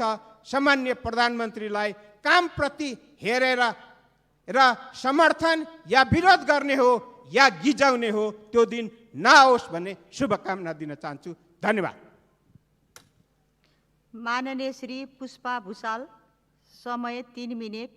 यस पछाडि माननीय श्री हरिराज अधिकारी। सम्मानीय सभामुख महोदय, सर्वप्रथम मुलुकमा लोकतन्त्रको विजय भएको छ, मृत भएको संविधान पुनर्जीवित भएको छ। संविधानको धारा 76(5) बमोजिम माननीय सांसदहरूले प्रधानमन्त्री चुन्न पाउने संवैधानिक अधिकार र प्रधानमन्त्री हुन पाउने संवैधानिक अधिकारलाई सम्मानित सर्वोच्च अदालतले यही असार 28 गते निर्णय गरेर संविधानको रक्षा गरेको छ। सबभन्दा पहिला त्यो फैसलाको हामी स्वागत गर्न चाहन्छौँ। उक्त फैसलाको पूर्व सन्ध्यामा गठबन्धन दलका नेताहरू, नागरिक समाजहरू, पत्रकारहरू, विशेष गरी कानुन व्यवसायीहरूले जुन अग्रसरता लिनुभएको थियो, सत्तारूढ दलको तर्फबाट, नेपाली काङ्ग्रेसको तर्फबाट उहाँहरूलाई धन्यवाद र आभार पनि व्यक्त गर्न म चाहन्छु। सभामुख महोदय, यहाँ धेरै कुरा आइसकेको छ। हामीलाई लागेको थियो नेपाली काङ्ग्रेस सत्तारूढ दलको रूपमा रहेको छ, प्रतिपक्षको रूपमा एमाले रहेको छ। तर यहाँ मैले देखेँ संविधानलाई नमान्ने, कानुनलाई नमान्ने, अदालतको फैसला नपर्खिने, अदालतको फैसलालाई प्रभावित हुने गरी विचाराधीन मुद्दाहरूलाई बहसको विषय बनाउने, संसदको बहस विषय बनाउने। मलाई लाग्यो सभामुख महोदय, यो कतै सत्ताबाट बाहिर गएको, यो कुण्ठाबाट मुक्त अहिले पनि प्रमुख प्रतिपक्षी दल हुन नसकेको हामीले आभास गरिराखेका छौँ। हामी शुभकामना दिन्छौँ। लोकतन्त्रमा प्रमुख प्रतिपक्षी दलको भूमिका अत्यन्त ठुलो हुन्छ। तर धैर्य धारण गरेर आफ्नो अनुभवलाई, आफ्नो भूमिकालाई सही ढङ्गबाट सदनमा पनि अगाडि बढाउनको लागि र कुण्ठाबाट मुक्त हुनको लागि पनि म आग्रह गर्न चाहन्छु। सभामुख महोदय, निश्चय नै मुलुकले एउटा नयाँ प्रधानमन्त्री प्राप्त गरेको छ। नयाँ प्रधानमन्त्रीको जिम्मेवारी थपिएको छ, मन्त्रीमण्डलको जिम्मेवारी फेरिएको छ, जनताको आकाङ्क्षाहरू बढेको छ। सामान्य प्रधानमन्त्रीले सुरुमै यहाँ बोल्दाखेरि भन्नुभयो नेपाली जनताको आकाङ्क्षा, बाँच्न पाउने अधिकार, मानवीय क्षति हुन नपाउने अवस्थाको सृजना मैले गर्नेछु र मेरो प्राथमिकता भनेको 1 खोप, 2 खोप र 3 खोप हुनेछ भनेर उहाँले आफ्नो प्राथमिकताका कुरालाई यही सदनमा उहाँले व्यक्त गर्नुभएको छ। सभामुख महोदय, आज हामीले सुनिराखेका छौँ, सभामुख महोदय, जनस्वास्थ्यको विज्ञले भनिराख्नु भएको छ असोजको दोस्रो हप्तामा फेरि कोरोना भाइरसको तेस्रो लहर आउने सम्भावना बढेको छ भनेर जनस्वास्थ्य विज्ञले घोषणा गर्नुभएको छ, फोरकास्ट गर्नुभएको छ। सभामुख महोदय, विगतको सरकारले मुलुकमा कोरोना भाइरसलाई न्यूनीकरण गर्नको लागि सही ढङ्गबाट व्यवस्थापन गर्न नसकेको कारणले सयौँ नेपालीहरूले मानवीय क्षति बेहोर्नु पर्ने पीडा आज पनि ताजै रहेको छ। सभामुख महोदय, तर फेरि भोलि कोरोना भाइरसलाई तेस्रो लहरबाट फेरि मुलुकलाई आक्रान्त पार्ने, नेपाली जनतालाई प्रभावित पार्ने मानवीय क्षतिलाई रोक्नको लागि म यही सदनबाट सभामुख महोदयको माध्यमबाट सरकारलाई आह्वान गर्न चाहन्छु। यसको नियन्त्रणको लागि समयमा कार्ययोजनाहरू लिएर आएर त्यो कोरोना भाइरसबाट प्रभावित हुने हाम्रा नेपाली जनता र विशेष गरी बालबालिकाहरूलाई प्रभावित पार्ने किसिमका जुन घटनाहरू नदोहोरनको लागि सरकारले समयमै यसको नियन्त्रण र व्यवस्थापनको लागि कार्ययोजना अगाडि ल्याउनको लागि पनि म आग्रह गर्न चाहन्छु। सभामुख महोदय, त्यति मात्रै होइन, विगतको सरकारले सभामुख महोदय नेपालका वृद्धहरूलाई कोभिसिल्ड पहिलो खोप लगायो, तर दोस्रो खोप नलगाएर आज मुलुकका वृद्धहरूलाई निराशा पारेको अवस्था थियो। सभामुख महोदय, म फेरि सभामुख मार्फत सरकारलाई म आग्रह गर्न चाहन्छु, ती वृद्धहरूको जीवनलाई बचाउनको लागि, जीवन रक्षा गर्नको लागि कोभिसिल्डको दोस्रो खोप पनि तुरन्तै लिएर आएर ती वृद्धहरूको मानवीय क्षति हुनुबाट बचाउनको लागि, त्यसलाई तुरन्तै त्यसको व्यवस्थापन गर्नको लागि पनि म निवेदन गर्न चाहन्छु। सभामुख महोदय, विदेशमा जानको लागि युवाहरूको ताती बढेको छ, खोप नपाउने सम्भावना पनि बढ्न सक्ने हुन्छ। त्यही भएर सभामुख महोदय, म निवेदन गर्न चाहन्छु, ती विदेशमा जान सक्ने सम्भावित युवाहरूलाई जोन्सन एन्ड जोन्सनको एउटा खोप लगाएर भोलि बाहिर जानको लागि खोप पाइन भनेर त्यो अवस्थाको सृजना नहोस्, त्यसलाई प्राथमिकताको क्रममा सरकारले अगाडि ल्याओस् भनेर म निवेदन गर्न चाहन्छु। म सभामुख महोदय, अन्तमा हिजोको दिनमा सभामुख महोदय हामीले हत्या हिंसा बलात्कारका कडा कडा कानुनहरू बनायौँ, तर अपराधी न त राज्यसँग डरायो न त कानुनसँग डरायो। त्यसैको कारणले सभामुख महोदय आज 3 वर्ष हुँदै जाँदा निर्मला पन्तदेखि भगीरथ भट्टले न्याय प्राप्त भएन, नवराज विकले आज न्याय प्राप्त गर्न सकेन। त्यही भएर म निवेदन गर्न चाहन्छु, कडा कानुन बनाएका छौँ, सरकारले खुट्टा नकमाइकन अपराधीलाई फेरि कठघरामा खडा गरेर न्यायको प्राप्तिको अनुभूति अब आम नेपाली जनताले खोजेका छन्। त्यसतर्फ म सरकारको सभामुख मार्फत ध्यान आकर्षण गराउन चाहन्छु। सभामुख महोदय, अन्तमा मैले फेरि निवेदन गर्न चाहे, फेरि जिम्मेवारी फेरिएको छ। अहिलेको सरकारले संविधान कार्यान्वयन, सुशासन र जनताको जीवनस्तर, यो 3वटा दूरगामी लक्ष्य बोकेर 15 महिनामा जनताले छुने गरी, लोकतन्त्रको अनुभूति गर्ने गरी 15 महिनाको योजना लिएर आउनको लागि पनि म सभामुख मार्फत सरकारको ध्यान आकर्षण गराउँदै आफ्नो भनाइ यही टुङ्ग्याउँछु। हस्त, धन्यवाद। हरिराज अधिकारी, माननीय हरिराज अधिकारी, समय 5 मिनट। यस पछाडि माननीय डाक्टर सुरेन्द्र यादव। सम्माननीय सभामुखज्यू, प्रतिगमन विरुद्धको आन्दोलन 5 राजनीतिक दलहरूको गठबन्धनको नेतृत्वमा सम्पन्न भएको छ र नयाँ सरकार नेतृत्व भएको छ। सम्माननीय शेरबहादुर देउबाको नेतृत्वमा बनेको सरकारको सफलताको शुभकामना व्यक्त गर्न चाहन्छु। अब संविधान सम्मत, स्थिति विधि र नीति सम्मत ढङ्गले दिन गनेर यस सरकारको हिसाब हुनेवाला छ। त्यसकारण समयमै होसियारीपूर्वक यसले आफ्नो सफलताको यात्रा अगाडि बढाओस्, यो पनि भन्न चाहन्छु। दोस्रो कुरा, अहिले देश कोरोनाको बारेमा धेरै कुराहरू आइरहेको छ र तेस्रो लहर झन् भयावह हुने आशंका हामी सबैलाई लागिरहेको छ र यो सरकारको प्राथमिकता खोप हामीले सुनेका छौँ, त्यो राम्रो कुरा हो। तर अहिले व्यवहारमा के छ भने पहिलोपटक खोप लागेका कयौँ मान्छेहरू दोस्रो खोपको पर्खाइमा छन्, अझ अनिश्चयको दिशातिर गएको छ। अहिले प्राप्त खोप पनि अलिक प्रभाव र पहुँच प्रभावित भयो भन्ने कुरा जनताको गुनासो छ र समुदायमा कोरोना प्रवेश गरिसकेको कारणले गर्दा व्यवस्थित ढङ्गले जुनसुकै उपायबाट पनि खोपलाई व्यवस्थापन गरेर सबै जनतालाई खोप लाउने सुनिश्चितता सरकारले छिटो गरोस्, म सरकारसँग माग गर्न चाहन्छु। तेस्रो कुरा, म गोर्खाको 1 नम्बर क्षेत्रबाट प्रतिनिधित्व गर्छु र गोर्खा जिल्लाको 2वटा गाउँपालिका गण्डकी प्रदेशको कर्णालीको रूपमा हेरिन्छ, धार्चे गाउँपालिका र चुम्नुम्री गाउँपालिका। यो वर्षको सुरुवातमै आएको यो मनसुनको प्रभावको कारणले गर्दा ती 2 गाउँपालिका छेदविच्छेद भएका छन् र अहिले करिब पैदल हवाई बाहेक अरू सम्पर्क हिसाबले त्यहाँ जान सक्ने स्थिति बनेको छैन। बुढी गण्डकीको किनारै माथि जानुपर्ने किनारका बाटाहरू सबै भत्किएका छन्। खच्चडहरूद्वारा त्यहाँ खाद्यान्न लगायतका वस्तुहरू ओसार पसार गरिन्थ्यो, त्यो अवरुद्ध भएको छ र त्यहाँ सबै बस्तीहरूमा चाहिँ पहिरोहरू गएको छ। त्यसकारण सरकारसँग त्यो अलिकति अहिले 2-3टा क्षेत्र चाहिँ सरकारले घोषणा गर्यो। हुन त त्यहाँ पनि यो गृहको चाहिँ प्रकोप प्राधिकरणको प्रतिनिधि, भूगर्भविदहरूको प्रतिनिधि गएर आंशिक रूपमा अध्ययन गरेर आएका थिए, तर त्यो खण्ड छुटेको छ। त्यसलाई विशेष प्रभावित क्षेत्रको रूपमा तत्काल घोषणा गरियोस् र त्यहाँ खास गरी 2-3टा कुरा, एउटा त्यो नदी नियन्त्रणको योजना, अर्को पहिलो नियन्त्रणको योजना र बस्ती स्थानान्तरणको योजना, 3वटा योजना अत्यन्त तत्कालै जरुरी छ। कयौँ मान्छेहरू चाहिँ निधन भइसकेको छ, कयौँ मान्छेहरू स्थानान्तरण भएर पालमुनि रुखको बेलमा ओढाएर बसेका छन् मैले हेरेर आएको छु एउटै घरको मान्छे चाहिँ एउटा ढोकाको फकला अर्को फकला अर्कोतिर भएको घरमा पनि मान्छे बसेका छन्। त्यो कुन दिन त्यो अझ ठुलो धनजन हुने स्थिति छ। एउटा टोल र अर्को टोल चाहिँ सम्पर्क विच्छेद भएको छ, बाटोमा पहिराले सब थुनिएको छ। अहिले हिजो आज त खाद्यान्न सङ्कट भोकमरी चर्केको छ। त्यो तिब्बतको बोर्डरबाट पारिबाट ल्याइन्थ्यो, कोभिडको कारणले अहिले नाका बन्द छ र उताबाट सामान आएको छैन। तलबाट जाने कुरा बाटो बन्द भएर अहिले खच्चड हिँड्ने बाटो पनि नभएको कारणले चाहिँ नुन तेल खाद्यान्न लगायतको अभाव चाहिँ हवाई यात्रा बाहेक अरू तरिकाद्वारा जान सक्ने स्थिति छैन। त्यसकारण यो सरकारले विशेष यो प्राकृतिक प्रकोप क्षेत्र घोषणा गरेर त्यो 2टा गाउँपालिकाको व्यवस्थापन गरोस् भन्ने म सरकारसँग जोरदार माग गर्न चाहन्छु। त्यो लगायत गोर्खाको अरू क्षेत्र अरू क्षेत्रमा पनि थुप्रै धनजनको क्षति बाढी पहिरोले विनाश गरेको छ र त्योप्रति पनि सरकारको ध्यान जाओस्। र अहिले त्यो 2टा जो ठ्याक्कै गण्डकी प्रदेशको अरूले पनि भन्छन्, गण्डकी प्रदेश त्यो कर्णाली नै हो, मनाङ मुस्ताङ भन्दा दुर्गम छ, त्यहाँ भन्दा धेरै मान्छे त्यहाँ बस्छन्। ती बोर्डरद्वारा पारीको तिब्बतको चाहिँ तिब्बतमा आश्रित थिए, कतिपय खाद्यान्न आवत जावत भाषा संस्कृति हिसाबले उतापट्टि आश्रित थिए। अहिले त्यहाँ सबै ध्वस्त, पुलहरू भत्केका छन्, काठे पुल भत्केका छन्, तपाईँ घरहरू भत्केका छन्, पहिरो जता गयो उता पहिरो, मान्छे पहिरोमा हिँड्दै अगाडिको हिँड्ने मान्छे कट्ने, पछाडि हिँड्ने मान्छे पहिरोले कटअप हुने स्थिति छ। गुम्बाहरू आस्था बौद्ध गुम्बाहरू थुप्रै छन्, गुम्बाहरू छेदविच्छेद भएका छन्। त्यसकारण विशेष कार्यक्रम बनाएर यो पालिकाले भ्याउने स्थिति छैन। अस्ति हामी प्रदेशमा पनि डेलिगेसन गयौँ, सामान्य कुराहरू गर्न अलिअलि कुराहरू त प्रदेशले गर्न खोजेको जस्तो देखिन्छ, गरिरहेको पनि छ, तर त्यसको प्रभाव पहुँच क्षमताले भ्याउने स्थिति छैन। त्यस कारण सङ्घ सरकारले नै विशेष योजना बनाएर त्यसको व्यवस्थापन गरोस् र छिटोभन्दा छिटो त्यता ध्यान जाओस् भन्ने सरकारसँग म माग गर्न चाहन्छु। धन्यवाद।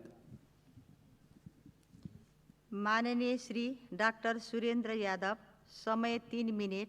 यस पछाडि माननीय श्री विद्या भट्टराई।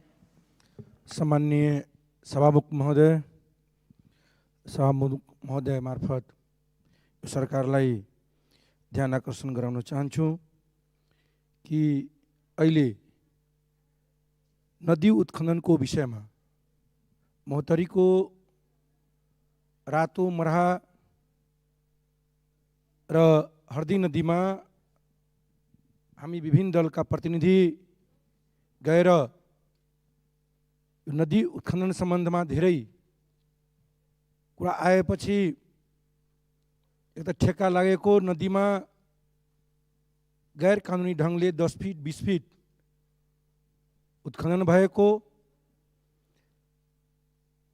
अर्को जहाँ हामी बाँध बनाएछौँ नदी नियन्त्रणको लागि सरकारको ठुलो रकम गएको छ, त्यो पनि भाँसेको र भाँसिने अवस्थामा छ।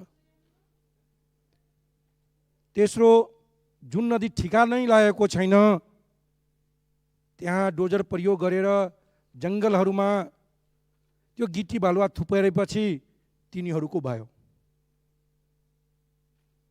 एक त नेपालको जुन इन्फ्रास्ट्रक्चर बनिरहेको छ त्यसको लागि अपर्याप्त गिटी बालुवा छ। झन् यो गएको सरकारले व्यापार घाटा कम गर्नको लागि गिटी बालुवा समेत बेच्ने चाहिँ निर्णय गरेको थियो। त्यसप्रति म घोर आपत्ति व्यक्त गर्न चाहन्छु। चुरे दोहन ठुलो रूपमा हुने अवस्था छ। यदि यो पास भयो भने, यो निर्णय हामी बदलेनौँ भने चुरेबाट मात्र यो गिटी बालुवा चाहिँ यो नदीमा आउने गरेको छ। त्यसैले म प्रमुख रूपले यो सबै दलको प्रतिनिधि मिलेर हामी अनुगमन गरेँ। त्यसपछि जिल्ला प्रशासन कार्यालयमा बसेर हेर्दाखेरि के पाएँ भने यो क्रसरहरूको जुन लाइसेन्स हुन्छ त्यो पालिकाले दिने गरेको छ। सिडिओ एसपी सबैको संयुक्त बैठकमा हेर्दाखेरि के छ भने हामी यदि समाज दिए भने पनि त्यो दण्ड पनि 200मा छोड्ने हो कि 2100 रुपियाँमा छोड्ने हो, त्यो पालिकाले डिसिजन गर्ने हो। त्यसैले म सरकारलाई ध्यान आकर्षण गराउन चाहन्छु कि विभिन्न पालिकाहरूबाट यो नदी गएको छ र मन परी पालिकाहरूले चाहिँ लाइसेन्स वितरण गर्ने, अरू ठाउँमा भएको क्रसरलाई ल्याउने, इभेन जङ्गलमा पनि नदीबाट रातारात उत्खनन गर्ने र जङ्गलमा थुपारेपछि त्यो क्रसरको भयो, त्यसको त्यो गिटी बालुवाको मालिक त्यो क्रसर भयो। त्यसैले यो सार्वजनिक सम्पत्तिलाई जुन चाहिँ हाम्रो आफ्नै इन्फ्रास्ट्रक्चरको लागि अपर्याप्त छ, विदेशलाई जो बेच्ने निर्णय छ त्यो नगरौँ र यथाशीघ्र यो पालिकाहरूलाई दिने जुन अधिकार छ त्यसमाथि विचार गरेर प्रदेश या केन्द्रमा राख्ने हो, त्यस्तो विषयमा चाहिँ ध्यान जाओस् भनेर म आफ्नो 2 शब्द खत्म गर्छु। माननीय श्री विद्या भट्टराई, समय 5 मिनट। यस पछाडि माननीय श्री देवप्रसाद तिमिल सेना।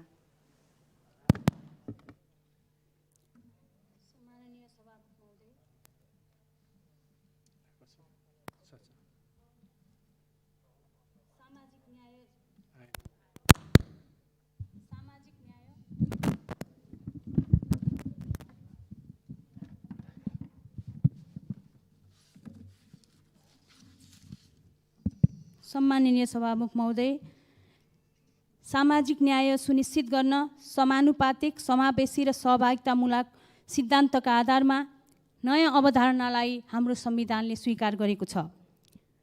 दलहरूभित्र देखिएको अन्तरसङ्घर्ष र असहमतिका कारण लोकतान्त्रिक गणतन्त्रले स्थापित गरेका संस्थाहरूमाथि गरिने भद्दा प्रहारले प्रणालीमाथि प्रश्न उठाउँदै गरेकालाई सहयोग पुग्ने मात्र होइन, हजारौँ शहीदको जीवनसँग जोडिएको यो लोकतन्त्रमाथि समेत कमजोर बनाउने खालका क्रियाकलापहरू हुन सक्छ भन्ने कुरालाई ध्यानमा राख्न जरुरी छ।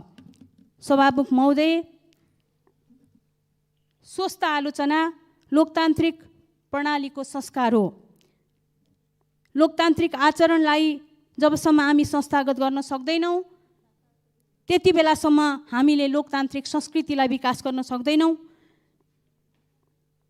निर्वाचित संस्थाहरूमाथि प्रहार गरिने विभिन्न भाष्यहरू, लान्छना र भद्दा टिप्पणीले लोकतन्त्रको मानक स्थापित हुन सक्दैन। निश्चित आदर्श मूल्य प्रणालीमा आधारित राजनीतिक संस्कार बिनाको लोकतन्त्र केवल कल्पनामा मात्रै सीमित हुन पुग्छ। सभामुख महोदय, आज राष्ट्र अध्यक्षमाथि राज्यका प्रमुख अङ्गहरूभित्र गरेका अभिव्यक्तिहरूले हामी कस्तो लोकतान्त्रिक गणतन्त्रको अभ्यास गरिरहेका छौँ भन्ने प्रश्नहरू आम जनमानसमा उठिरहेका छन्। सभामुख महोदय, संविधानले सम्माननीय राष्ट्रपतिलाई राज्यको प्रमुखको रूपमा परिभाषित गर्दै राष्ट्रपतिबाट सम्पादन गरिने जुनसुकै कार्य मन्त्री परिषदको सिफारिस र सम्मतिबाट हुनेछ र त्यस्तो सिफारिस र सम्मति प्रधानमन्त्री मार्फत पेश हुनेछ भन्ने बारेमा स्पष्ट व्याख्या गरेको छ। व्यक्तिगत गाली गलोज र लान्छनाले राजनीतिलाई सुसंस्कृत बनाउन सक्दैन। राजनीतिक प्रणालीभित्र प्रश्न गर्ने हक सबैलाई छ, तर निश्चित मान्यताको आधारमा निर्वाचित राष्ट्राध्यक्षमाथि प्रयोग भएका भाष्यहरूले, नकारात्मक भाष्यहरूले राजनीतिक संस्कारको विकास त गर्दैन नै, सामाजिक विभेद र हिंसालाई पनि बढावा दिन्छ। सभामुख महोदय, सामाजिक सञ्जालमा महिलामाथि गरिने अभद्र टिप्पणी, बलात्कारका घटनाहरू, हत्या, हिंसा र अपराध सार्वजनिक भइरहेका छन्। संविधानले सङ्कल्प गरेका प्रावधान र निर्माण भएका ऐनहरू, निर्माण गर्ने कार्यहरू सकारात्मक भए पनि सार्वजनिक सोच र व्यवहारमा रहेको विभेदको अन्त्य गर्न सकिएन भने लोकतान्त्रिक गणतन्त्रले परिकल्पना गरेको समानतामूलक समाज कसरी निर्माण होला र? सभामुख महोदय, प्रहरी प्रधान कार्यालय अन्तर्गतको महिला बालबालिका तथा ज्येष्ठ नागरिक सेवा निर्देशनालयको अनुसार वर्षेनी दर्ता हुने मुद्दामध्ये 40% मुद्दा लैङ्गिक हिंसासँग सम्बन्धित छन्। 83% हिंसा रिपोर्ट नहुने अवस्था छ। उजुरी गर्नको लागि राज्यप्रति समुदाय र व्यक्तिको भरोसा भयो भने मात्र उजुरी हुन्छ भन्ने कुरा उहाँहरूले भन्नुभएको छ। राज्यले प्रदान गर्ने सामाजिक सुरक्षाको व्यवस्थाप्रति आश्वस्त भएमा मात्र उजुरी दर्ता हुने गर्छ। सभामुख महोदय, मैले के उठाउन खोजेको भने राज्यको सर्वोच्च पदमा रहेका महिलाहरूमाथि समेत व्यक्त गरिने दुर्व्यवहारपूर्ण टिप्पणीहरूले आम नागरिकको सुरक्षा गर्न राज्य सक्षम छ भन्ने कुरा हामी दिन सक्छौँ कि सक्दैनौँ? जिम्मेवार राज्य निर्माणको दायित्वप्रति व्यवस्थापिका, कार्यपालिका र न्यायपालिकाको जवाफदेहिता र जिम्मेवारी लोकतन्त्रको मूलभूत मान्यता हो भन्ने कुरालाई हामी सबैले स्वीकार गरौँ। धन्यवाद।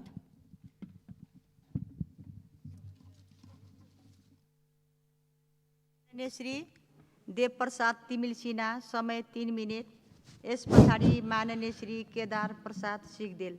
सम्मानीय सभामुख महोदय, आज तेस्रो पटक विघटनपछि पहिलोचोटि यो रोस्टममा उभिएर बोल्दै गर्दा सर्वोच्च अदालतलाई धन्यवाद दिन चाहन्छु कि हाम्रो संविधानलाई पटक पटक 3 चोटि संविधान विपरीत संसद विघटन गर्ने र संविधानको धजी उडाउने अहिले पनि मैले हेरेको छु र सुन्दैछु भर्खरै संविधान विपरीत निर्दलीय भयो।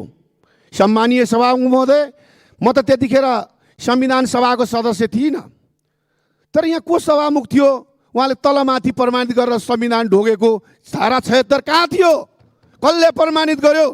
त्यो निर्दलीय थियो कि बहुदलीय थियो?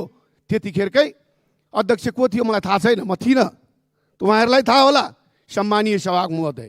त्यसकारण आफ्नो पक्षमा आएको सर्वोच्च अदालतको निर्णयलाई स्वागत गर्ने। फागुन 11 गतेको निर्णय विरोध थियो, फेरि त्यही निर्णय 23 गते आयो, स्वागत भयो। त्यो कहाँको सर्वोच्च अदालत? नेपालकै अदालत थियो कि अन्त कहीँबाट निर्णय भएको थियो? आफ्नो पक्षमा हुँदा अत्यन्त राम्रो, स्वागत योग्य। अदालतमा विचाराधीन रहेका मुद्दाहरूलाई प्रभावित पार्ने कुराहरू गर्नु उचित छ। संविधान विपरीतका कुराहरू यो संविधानमा पटक पटक उठिराखेको छ, त्यसलाई नउठाउन म आग्रह गर्न चाहन्छु। किनभने संविधान विपरीत यो संसद पुनर्स्थापना भएको भए तपाईँहरू 1 मिनट पनि यहाँ बस्नुहुन्थेन होला, आउनुहुन्थ्यो होला न सदनमा। किनभने तपाईँहरूले ढोग्या देखाएको छु मैले। को थियो सभा अध्यक्ष थाहा छैन, म थिइनँ, त्यो तपाईँहरूलाई थाहा थियो। नेकपा एमाले थियो कि थिएन त्यतिखेर, त्यो तपाईँहरूले नै विश्लेषण गर्ने हो। त्यसकारण यतातिर सरकारलाई नाङ्लो ठटाएर हात्ती तर्साउने अदालतदेखि लिएर सरकारलाई नगर्न आग्रह पनि गर्न चाहन्छु। त्यतिखेर तपाईँहरूको 3.5 वर्ष सरकार थियो, निर्मला हत्याकाण्ड किन पत्ता लगाउनु भएन? निर्दोष मान्छेलाई जेलमा राखेर थर्काउने काम बन्द गरियोस्। आफ्नो पालामा सांसद रोएर जाँदा मलाई अपहरण भयो भन्दा मुद्दा दर्ता नगर्ने, त्यो तामिलीमा राख्ने, त अर्काको पालामा नभएका कुराहरू अर्काको पार्टीलाई दोषी चस्मा लगाएर हेर्ने काम अन्त्य होस्। सम्मानीय सभामुख महोदय, आज अत्यन्त ठुलो बाढी पहिरो कोरोनाको कहर छ। रौतहट जिल्लाको चन्द्रनिगापुर नगरपालिकाको वार्ड नम्बर 2, 3, 4, 5 ठाउँमा भीषण बाढी यो 27 गतेको अविरल वर्षाले धेरै गाउँ गैँटार, जुडबेला, असलवा र यो चिडियादह धेरै ठाउँहरूमा चाहिँ नदी कटानबाट ठुलो धनजनको क्षति हुन गएको छ। त्यसको लागि विगत सरकारले खालि निरीक्षण मात्रै गर्यो, केही रोकथाम हुन सकेन। म पनि पटक पटक गएँ, बागमती नदीले समनपुर, हरैया धेरै ठाउँहरूमा कटार गरेछ। त्यहाँ राष्ट्रिय सभाका अध्यक्ष र हामी आजभन्दा 1 वर्ष अगाडि गयौँ, तर त्यहाँ एउटा पनि ढुङ्गो हाल्न सकिएन। त्यो कुरा अहिलेसम्म गर्न सकेको छैन। त्यसकारण यो सरकारले छिटो छरिटो त्यो तटबन्धको व्यवस्था गरेर धनजनको सुरक्षित गर्न आग्रह गर्न चाहन्छु र सरकारसँग जोरदार माग गर्छु कि छिटोभन्दा छिटो त्यो व्यवस्था गर्न आग्रह गर्न चाहन्छु। र अर्को कुरा चाहिँ यहाँ हाम्रो यो कोरोनाको खोपको विषयमा 1,25,00,000 आइसक्यो भनेको छ र उहाँहरूको पालामा खोप आएको भनेको 25 लाख, 10 लाख भारतबाट, 8 लाख चाइनाबाट, फेरि 15 लाख त्यहाँबाट, जम्मा करिब 25 लाख आएको खोपमा 1,25,00,000 धाक लगाउनुहुन्छ। नभएका झुट्टा कुरा सदनमा बोल्ने होइन, भएका मात्रै कुराहरू। र अब यो सरकारले छिटोभन्दा छिटो गरिबका रेखामुनि भएका जनताहरूलाई पहिलो खोप लाउने व्यवस्था गरोस् भन्ने जोरदार माग गर्न चाहन्छु। र अर्को कुरा, जनता आवासको घर बनाउने नाउँमा खुला आकाशमा जनता तल्लो स्तरका जनताहरू बस्न बाध्य भएका छन्, भत्काएर राखिएको छ, निर्माण कार्य पुरा भएको छैन, बजेट पठाइँदैन भन्छ। हामीले पटक पटक निरीक्षण गर्न जाँदा खुला आकाशमा सुत्न जनता बाध्य छन्। रौतहट जिल्लाको डुमरिया, बनबोरी लगायत जनता आवासका सबै घरहरू तपाईँहरूले टिभी टेलिभिजनहरूमा हेर्नुभएको होला। त्यसलाई यथाशीघ्र त्यो त्यो छानामुनि बस्ने व्यवस्था, त्यो गरिब दलित बस्तीलाई सुकुम्बासीका नाउँमा र दलितका नाउँमा भोट लिएर आज आएर 3.5 वर्ष सरकार चलाउने, आज उनीहरू खुला आकाशमा बस्न बाध्य भएका छन्। यथाशीघ्र यो सरकारले त्यो जनतालाई तत्काल छाना लगाएर यो बर्सातमा छानामुनि बस्ने व्यवस्था गरोस् भन्ने जोरदार माग गर्दै बिदा हुन्छु। धन्यवाद। माननीय श्री केदार प्रसाद सिग्देल, समय 5 मिनट।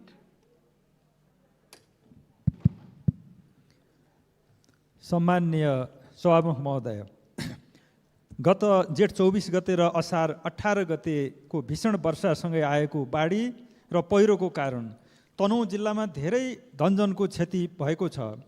रिसिङ गाउँपालिका वडा नम्बर 9 का खुमबहादुर थापा र देवीसरा थापा, बन्दीपुर गाउँपालिकाका हरिमाया नेपाली र सरस्वती थापाको पहिरोमा पुरिएर ज्यान गएको छ। त्यस्तै म्याग्दे गाउँपालिका 7 का मैतबहादुर नेपालीको खोलाले बगाएर दुःखद मृत्यु भएको छ। ब्यास नगरपालिका 9 का नरबहादुर विष्ट अझै बेपत्ता हुनुहुन्छ। यो बाढी र पहिरोमा परि मृत्यु हुने सबैप्रति भावपूर्ण श्रद्धाञ्जली अर्पण गर्दछु। शोकाकुल परिवारजनमा हार्दिक संवेदना व्यक्त गर्दछु। बेपत्ता विष्टज्यूको यथाशीघ्र खोजी गर्न गृह मन्त्रालयसँग जोरदार माग गर्दछु। मृतक सबैका परिवारलाई उचित क्षतिपूर्तिको व्यवस्था यथाशीघ्र गर्न जोरदार माग गर्दछु। सम्माननीय सभामुख महोदय, घाइते भएर उपचाररत भीमादकी लोकमाया थापा, शुक्ला गण्डकीकी खगीमाया भुजेल, विज्ञान भुजेल, म्याग्दे 5 का बुद्धिबहादुर परियार र रोजन परियार, भानु 6 की लीलामाया थापा, बन्दीपुर 3 का सुभाष थापा, लीलबहादुर थापा र दाउरीमाया थापा समेतको शीघ्र स्वास्थ्य लाभको कामना गर्दछु। उहाँहरूको उपचारमा आवश्यक ध्यान दिन सम्बन्धित मन्त्रालयसँग जोरदार माग गर्दछु।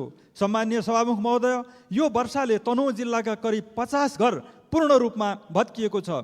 मानिसहरू स्कुल, सामुदायिक भवन र छिमेकीका घरमा आश्रय लिएर बस्नुपर्ने अवस्था छ। तत्काल उचित राहत उपलब्ध गराउने र सुरक्षित आवासको व्यवस्था गरियोस्। केन्द्रीय सडक अन्तर्गत अर्थात् भौतिक निर्माण तथा यातायात मन्त्रालय अन्तर्गतका पृथ्वी राजमार्गको आबु 4 पावर हाउसमा, गाईघाट गलेङ मार्गको अजम्बरी खण्डमा, भीमाद डुम्रबेसी रामपुर मार्गको टेक्रे खण्डमा र ढोर बराई जगदी करिडोरको छाब्दी खण्डमा सडकको जग नै पहिरो गएर र कटान गरेर अत्यन्त जोखिम भएको छ।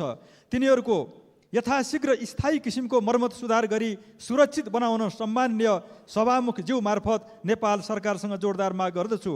साथै तनहुँ जिल्लाको सेती, मादी, मर्स्याङदी नदीहरू, कुलाङ खोला, क्याङदी, साँगे र चुदी खोला जस्ता ठुला खोलाहरूका आसपासमा रहेका बजार क्षेत्रहरू, भीमाद बजार, दुलेगौडा, साँखे, सिसाघाट जस्ता ठाउँहरू बाढीको कटान र पहिरोले गर्दा अत्यन्त जोखिममा परेका छन्। बजार बस्तीहरूको उचित संरक्षण गर्न र यसले कटान गरेका धेरै खेतीयोग्य जमिनहरूको संरक्षण तटबन्धन गर्नको लागि सम्बन्धित मन्त्रालयसँग जोरदार माग गर्दछु। सम्माननीय सभामुख महोदय, 2076 माघ 10 गते हाम्रो देशमा पहिलोचोटि कोभिड बिरामी देखा पर्दा हामीसँग PCR टेस्ट गर्ने एउटा भरपर्दो ल्याब थिएन। निवर्तमान केपी शर्मा ओलीको सरकारले करिब 100 स्थानमा PCR टेस्ट ल्याब स्थापना गर्नु, कोभिड विरुद्धका खोप अनुदान र खरिद गरेर ल्याउनु र खोपलाई तीव्रता दिनु, 753 वटै स्थानीय तहहरूमा न्यूनतम 10 बेडको आधारभूत अस्पताल निर्माण गर्न गत मङ्सिर 15 गते एकै दिन 397 वटा अस्पतालको शिलान्यास हुनु, देशका धेरै अस्पतालहरूमा अक्सिजन प्लान्ट स्थापना हुनु वास्तवमा स्वास्थ्य क्षेत्रमा भएको उल्लेखनीय उपलब्धिहरू हुन्। त्यसले जनतामा राज्य तथा सरकार छ भन्ने भरोसा जगाएको थियो। अहिले स्वास्थ्य विज्ञहरूका अनुसार असोजको दोस्रो हप्ताबाट कोभिडको तेस्रो लहर आउने प्रक्षेपण भएको छ, जसले गर्दा जनतामा त्रास बढाएको छ। यसमा सरकारको तयारी कस्तो छ?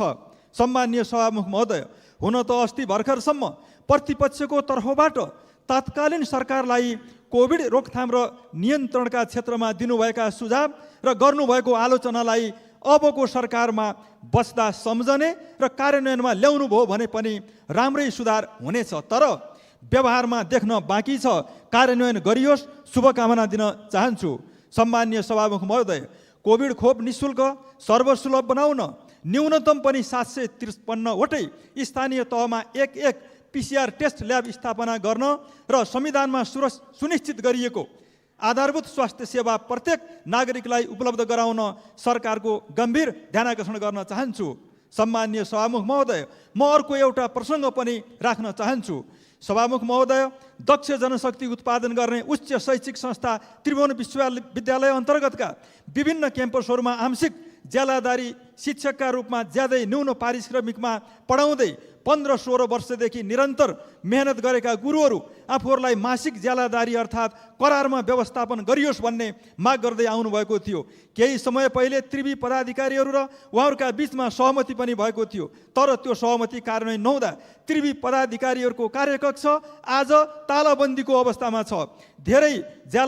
थोरै ज्यालामा लामो समयसम्म काममा लगाइएका ती बौद्धिक व्यक्तित्वहरूको जायज मागहरूलाई सम्झौता सहमति बमोजिम कार्यान्वयन गरी समाधान गराउन सम्माननीय सभामुखज्यू मार्फत सम्बन्धित मन्त्रालयको गम्भीर ध्यानाकर्षण गर्न चाहन्छु। धन्यवाद।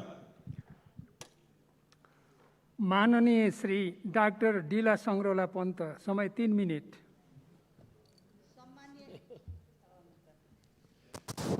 सम्मान्य सभामुख महोदय, आज मुलुकले आक्रमणीय र हटी सरकारबाट मुक्ति पाएको छ। 165 जना सांसदहरूले सम्मान्य प्रधानमन्त्री शेरबहादुर देउपालाई विश्वासको मत दिएका छन्। गठबन्धनको सरकार बनेको छ। सर्वप्रथम शुभेच्छा व्यक्त गर्न चाहन्छु। जनताका थुप्रै अपेक्षा छन्, त्यो अपेक्षाबाट यो सरकार भाग्ने छैन। जनताको बीचबाट आएको सरकार जनताको बाचा पुरा गर्नेछ विश्वास दिलाउन पनि चाहन्छु। मैले भर्खरै सुने, भर्खरै प्रतिपक्ष दलका केही हाम्रो नेतागणले भन्नुभयो यो सरकारको निर्माणले निरङ्कुशता जन्मायो।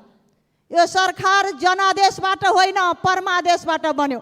उहाँहरूलाई म सम्झाउन चाहन्छु, 2 पटक प्रतिनिधि सभाको भङ्ग कसले गर्यो? संविधानमाथि बार प्रहार कसले गर्यो? संविधानको धारा 76(5) अनुसार बहुमत सांसदको अधिकार कसले कुण्ठित गर्यो? त्यसैको परिणाम आजको हो। त्यसैले यो सरकार परमादेशबाट होइन, यो सरकार जनादेश हो। संविधानको अन्तिम व्याख्याता सर्वोच्च अदालत हो। त्यो स्मरण गराउन चाहन्छु सभामुख महोदय। हामीलाई थाहा छ यो सरकार गठबन्धनको जगमा छ। न्यूनतम साझा नीति र कार्यक्रम आउनेछन्। त्यसैले यो सरकारको पहिलो आवश्यकता भनेको जनताको जीवधनको सुरक्षा हो, जनताको जीविकोपार्जन हो। यो भुलेको छैन यो सरकारले सभामुख महोदय। आज अशान्ति असुरक्षा, कतिपय हाम्रा महिलाहरू छोरीहरू बलात्कृत भए, अपहरण भए। निर्मला पन्तले 3 वर्ष पुग्दा न्याय पाइनन्। सम्मान्य प्रधानमन्त्रीज्यूले निर्देशन दिनुभएको छ, निर्मलाका हत्यारा कहाँ छन्, उनले न्याय पाउनुपर्छ भन्नुभएको छ। त्यो होस् भन्ने कुरा म राख्न चाहन्छु। तर दुःखद घटना हिजो रुकुममा घटेको छ। एकजना महिलाले भैँसी गोठमा घाँस दिँदै उनीहरूलाई केही अज्ञात समूहले अपहरण गरेर उनको गला रेटेर बलात्कृत भएकी छन्। सत्य तथ्य यो सरकारले पत्ता लगाउनुपर्छ। म ध्यानाकर्षण गर्न चाहन्छु सभामुख महोदय। दोस्रो सभामुख महोदय, मुलुकमा बिकराल हाल छ कोरोनाले गर्दा। आज तेस्रो भेरिएन्टको परिक्षेपण भइसकेको छ। सम्मान्य प्रधानमन्त्रीज्यूले भन्नुभएको छ खोप खोप खोप। त्यसैले खोप सबैले सर्वसुलभ तरिकाले पाउन्, त्यो अपेक्षा राख्न चाहन्छु। धेरै बेरोजगार छन्, अर्थतन्त्र ओह्रालो लागेको छ। संहिताको कार्यान्वयन गर्नुपर्ने छ, रोजगारी सिर्जना गर्नुपर्ने छ। यी सबै बाचाहरू विगतका सरकारले गरेका गल्ती कमी कमजोरीबाट हामीले पाठ सिकेका छौँ। समस्याका चाङबाट हामी भाग्ने छैनौँ। सम्भावना बोकेर नेपाली जनताको आशा र भरोसा अभिभावक दिन नेपाली काङ्ग्रेसको नेतृत्वमा बनेको सरकार तयार छ। त्यसैले अन्तिममा एउटा कुरा मात्र सम्झाउन चाहन्छु सभामुख महोदय। हामीले भर्खरै महामानव बिपी कोइरालाको 1 हप्ता अघि स्मृति दिवस मनायौँ। बिपीले भन्नुभएको थियो योजना बनाउँदा हलो जोतिरहेको किसान गरिबको तस्बिर हेरेर योजना बनाऊ भन्नुभएको थियो। बिपीले स्थापना गरेको पार्टी नेपाली काङ्ग्रेस हो। त्यसैको नेपाली काङ्ग्रेसको नेतृत्वमा सम्माननीय शेरबहादुर देउपाको नेतृत्वमा गठबन्धनको सरकार बनेको छ। त्यसैले विश्वास म दिलाउन चाहन्छु, नयाँ ऐतिहासिक जिम्मेवारीबाट सम्माननीय प्रधानमन्त्रीज्यूले खुट्टा कमाउनु हुने छैन। राष्ट्रिय एकता, सहमति, सहकार्यबाट राष्ट्र र जनता मात्र केन्द्रबिन्दु हुनेछन् भन्दै आफ्ना भनाइबाट बिदा लिन्छु। धन्यवाद।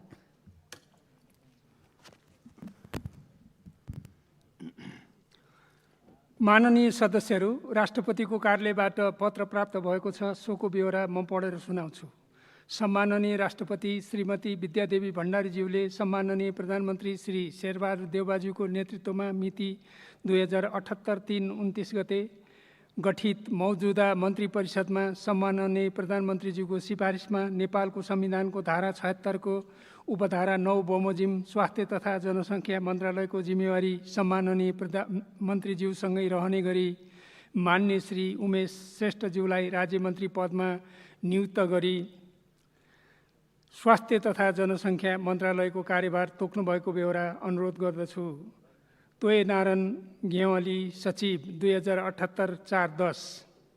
मान्य सदस्यहरू, अब सम्माननीय प्रधानमन्त्रीको तर्फबाट मान्य कानुन न्याय तथा संसदीय मामिला मन्त्री श्री ज्ञानेन्द्र बहादुर कार्कीलाई निर्वाचन आयोग वार्षिक प्रतिवेदन 2076-77 पेश गर्न अनुमति दिन्छु।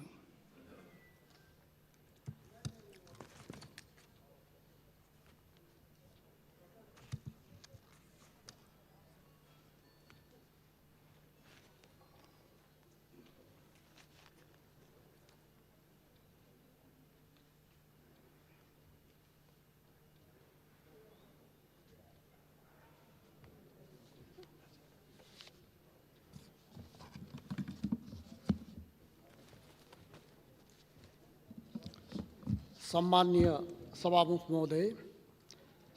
महोदयको अनुमतिले निर्वाचन आयोगको वार्षिक प्रतिवेदन 2076-77 सदन समक्ष पेश गर्दछु। धन्यवाद।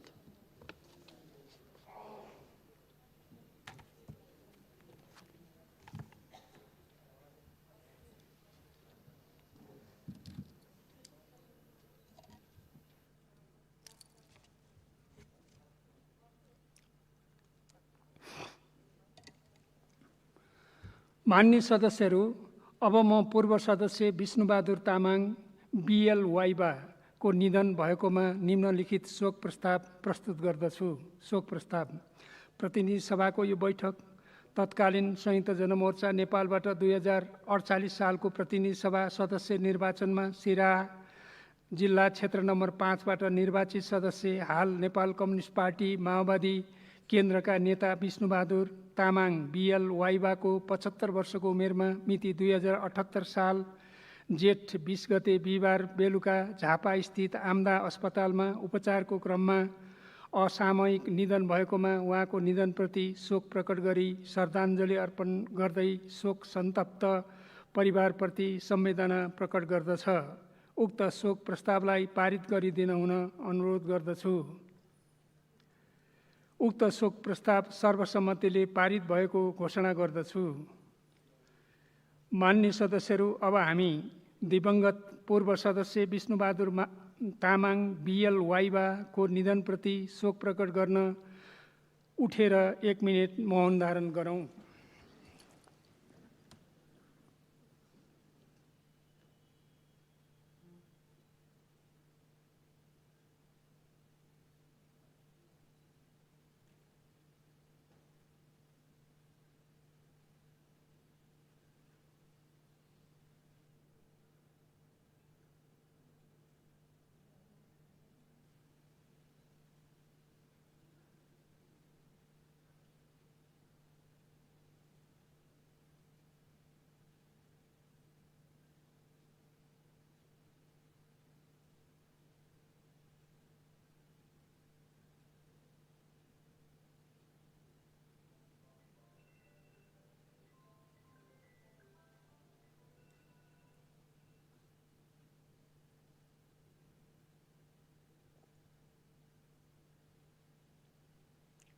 धन्यवाद।